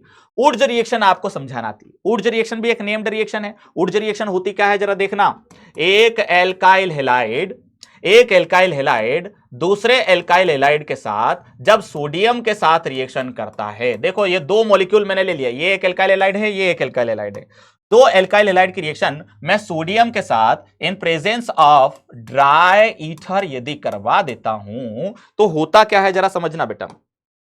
होता क्या है जरा समझना। यहां पर देखना, यहां पर देखना, ये जो दो हैलोजन एटम हैं ये सोडियम के साथ कंबाइन हो जाते हैं और दो NaCl बाहर हो जाते हैं। ये एल्काइल ग्रुप और वो एल्काइल ग्रुप एक दूसरे के साथ बॉन्डिंग बना लेते हैं और एक हायर एल्केन बन जाता है। इस तरह से बाय प्रोडक्ट ट्वाइस NaCl निकलता है। इसको हम कहते हैं एक हायर एल्केन। हायर एल्केन आपको वर्ड्स में भी लिखते आना चाहिए। क्या लिखते आना चाहिए? When alkyl halides react with sodium metal in presence of dry ether then higher alkanes are formed. ऐसा का ऐसा लिख देना बेटा, काम हो जाएगा। और ये वाली रिएक्शन लिख देना। ऊर्जा रिएक्शन क्या है ये क्वेश्चन हो गया हमारा। चलो नेक्स्ट देखो, मार्कोनिकॉफ्स रूल आपको एक्सप्लेन करना है। मार्कोनिकॉफ्स रूल, मार्कोनिकॉफ ने एल्कीन्स पर एडिशन के लिए, एडिशन रिएक्शन के लिए एक रूल दिया है कि जब आपके पास एसिमेट्रिक टाइप की एल्कीन आएगी, जरा देखो एसिमेट्रिक क्या होता है बेटा। देखो ये एक एल्कीन है, एथीन है, इसके इधर मतलब डबल बॉन्ड जहां पर है उसके इधर भी CH2 है, उधर भी CH2 है। तो ये क्या है? ये है एक सिमेट्रिक एल्कीन। जरा एक सिमिलर एग्जांपल और मैं आपको बता देता हूं। जैसे मैंने कहा CH double bond CH single bond CH3, ये वाला एक एल्कीन ले लिया। बीच में से यदि हम इसको देखें तो CH CH3 तो ये दोनों तो क्या हो गए? सिमेट्रिक एल्कीन हो गए, सिमेट्रिक एल्कीन हो गए। लेकिन ये एक एसिमेट्रिक एल्कीन है। एसिमेट्रिक एल्कीन मतलब डबल बॉन्ड के दोनों तरफ एक जैसा सिस्टम नहीं है। डबल बॉन्ड के यहां देखो, इधर CH2 लगा है, इधर CH और CH3 लगा हुआ है, तो एक जैसा सिस्टम नहीं है। ऐसे एसिमेट्रिक एल्कीन्स पर जब एडिशन रिएक्शन होती है तो जो नेगेटिव पार्ट होता है ना बेटा, वो उसके साथ बॉन्डिंग करता है जिसके पास less number of hydrogen atoms होते हैं या जो मोर सब्स्टिट्यूटेड होता है, ऐसा कहा जाता है। तो मैं आपको less number of hydrogen atoms वाला ज्यादा कहूंगा कि इसको प्रीफर करना अभी, क्योंकि अभी हम बिगिनिंग में हैं। तो हम कहेंगे कि CH जिसके पास लेस, ये दोनों कार्बन जो दोनों हाइड्रो डबल बॉन्ड के दोनों कार्बन है ना, इनमें से किसी एक के साथ ब्रोमीन जाएगा और किसी एक के साथ हाइड्रोजन जाएगा। तो ब्रोमीन किसके साथ जाएगा? जो कि नेगेटिवली चार्ज्ड है, उसके साथ जिसके पास less number of hydrogen atoms है। तो फाइनली आप प्रोडक्ट क्या बनाओगे? एडिशन के बाद प्रोडक्ट क्या बनाओगे? CH3 बॉन्ड CH और इस बीच वाले कार्बन के साथ आपने लगा दिया ब्रोमीन और इधर वाले कार्बन को दे दिया आपने एक हाइड्रोजन, तो वो CH2 से क्या हो गया? CH3 हो गया। ये प्रोडक्ट बनेगा। ये है मार्कोनिकॉफ्स रूल। इसको कहते हैं मार्कोनिकॉफ्स रूल कि एक एल्कीन के डबल बॉन्ड पर जब आप किसी कंपाउंड का एडिशन करवाते हो तो नेगेटिव पार्ट जो है उस कार्बन के साथ ऐड करवाते हो जिसके पास less number of hydrogen atoms होते हैं। ये एसिमेट्रिक एल्कीन में ही चलता है, लेकिन सिमेट्रिक एल्कीन में तो आप इसके साथ लगाओ या इसके साथ लगाओ, कोई दिक्कत ही नहीं है। इसके साथ लगाओ या इसके साथ लगाओ, एक ही प्रोडक्ट बनेगा, प्रोडक्ट में चेंज नहीं आएगा। अगला question, general formula of alkanes क्या होता है? एल्केन्स का जनरल फॉर्मूला, जैसे मैंने लिखा C2H6 लिख दिया, ठीक है। इसके लिए जनरल फॉर्मूला बनाना है। यदि मैं मैं N2 को N कह रहा हूं तो 6 को क्या कहूंगा N की लैंग्वेज में? देखो 2N यदि मैं लिखता हूं तो ये 2 2 4 हो जाएगा। भाई अभी फिलहाल हमारे पास N की वैल्यू जो है वो 2 है। मैं N की लैंग्वेज में 6 को क्या लिख सकता हूं? 2 2 4 प्लस 2 लिख सकता हूं कि नहीं? 4 प्लस 2 6 हो जाएगा। तो हमारा वाला ऑप्शन जो है बी वाला करेक्ट है, CnH2n प्लस 2 बनेगा। क्लियर है? इस तरह से हम बना के देखते हैं एल्केन का, एल्कीन का, एल्काइन का। जनरल फॉर्मूला क्या आता है? मैंने आपसे एल्केन का डिस्कस किया, आप एल्कीन का भी निकालना और एल्काइन का भी निकालना। लास्ट क्वेश्चन पर आ चुका हूं बेटा, last question, hybridization of carbon atoms in ethyne molecule. Ethyne मतलब कि CH ट्रिपल बॉन्ड CH होता है, C2H2। अभी थोड़ी देर पहले मैंने कहा था आपको कि कार्बन कार्बन यदि ट्रिपल बॉन्ड आता है तो sp3 और sp हाइब्रिडाइजेशन होता है। कार्बन कार्बन ट्रिपल बॉन्ड आता है तो sp हाइब्रिडाइजेशन होता है। सो हमारा C वाला ऑप्शन करेक्ट जाना चाहिए। That's it. ये हो गए हमारे 50 के 50 टोटल क्वेश्चंस जो हम कंप्लीटली डिस्कस कर चुके हैं। वाह भाई वाह, पूरे एक मिनिमम टाइम के अंदर हमने 50 के 50 क्वेश्चन डिस्कस करने के लिए कोशिश कर ली है। और आई होप कि आप सभी का बहुत बढ़िया इस लेक्चर के अंदर प्रैक्टिस हो गया होगा। हाफ ईयरली की टेंशन आपकी कुछ तो कम हुई ही होगी। ठीक है भाई, सो आप सभी का प्यार यूं ही बना रहे। Thank you very much for watching this class. That's it. Bye bye बेटा, bye bye, see you in the next class.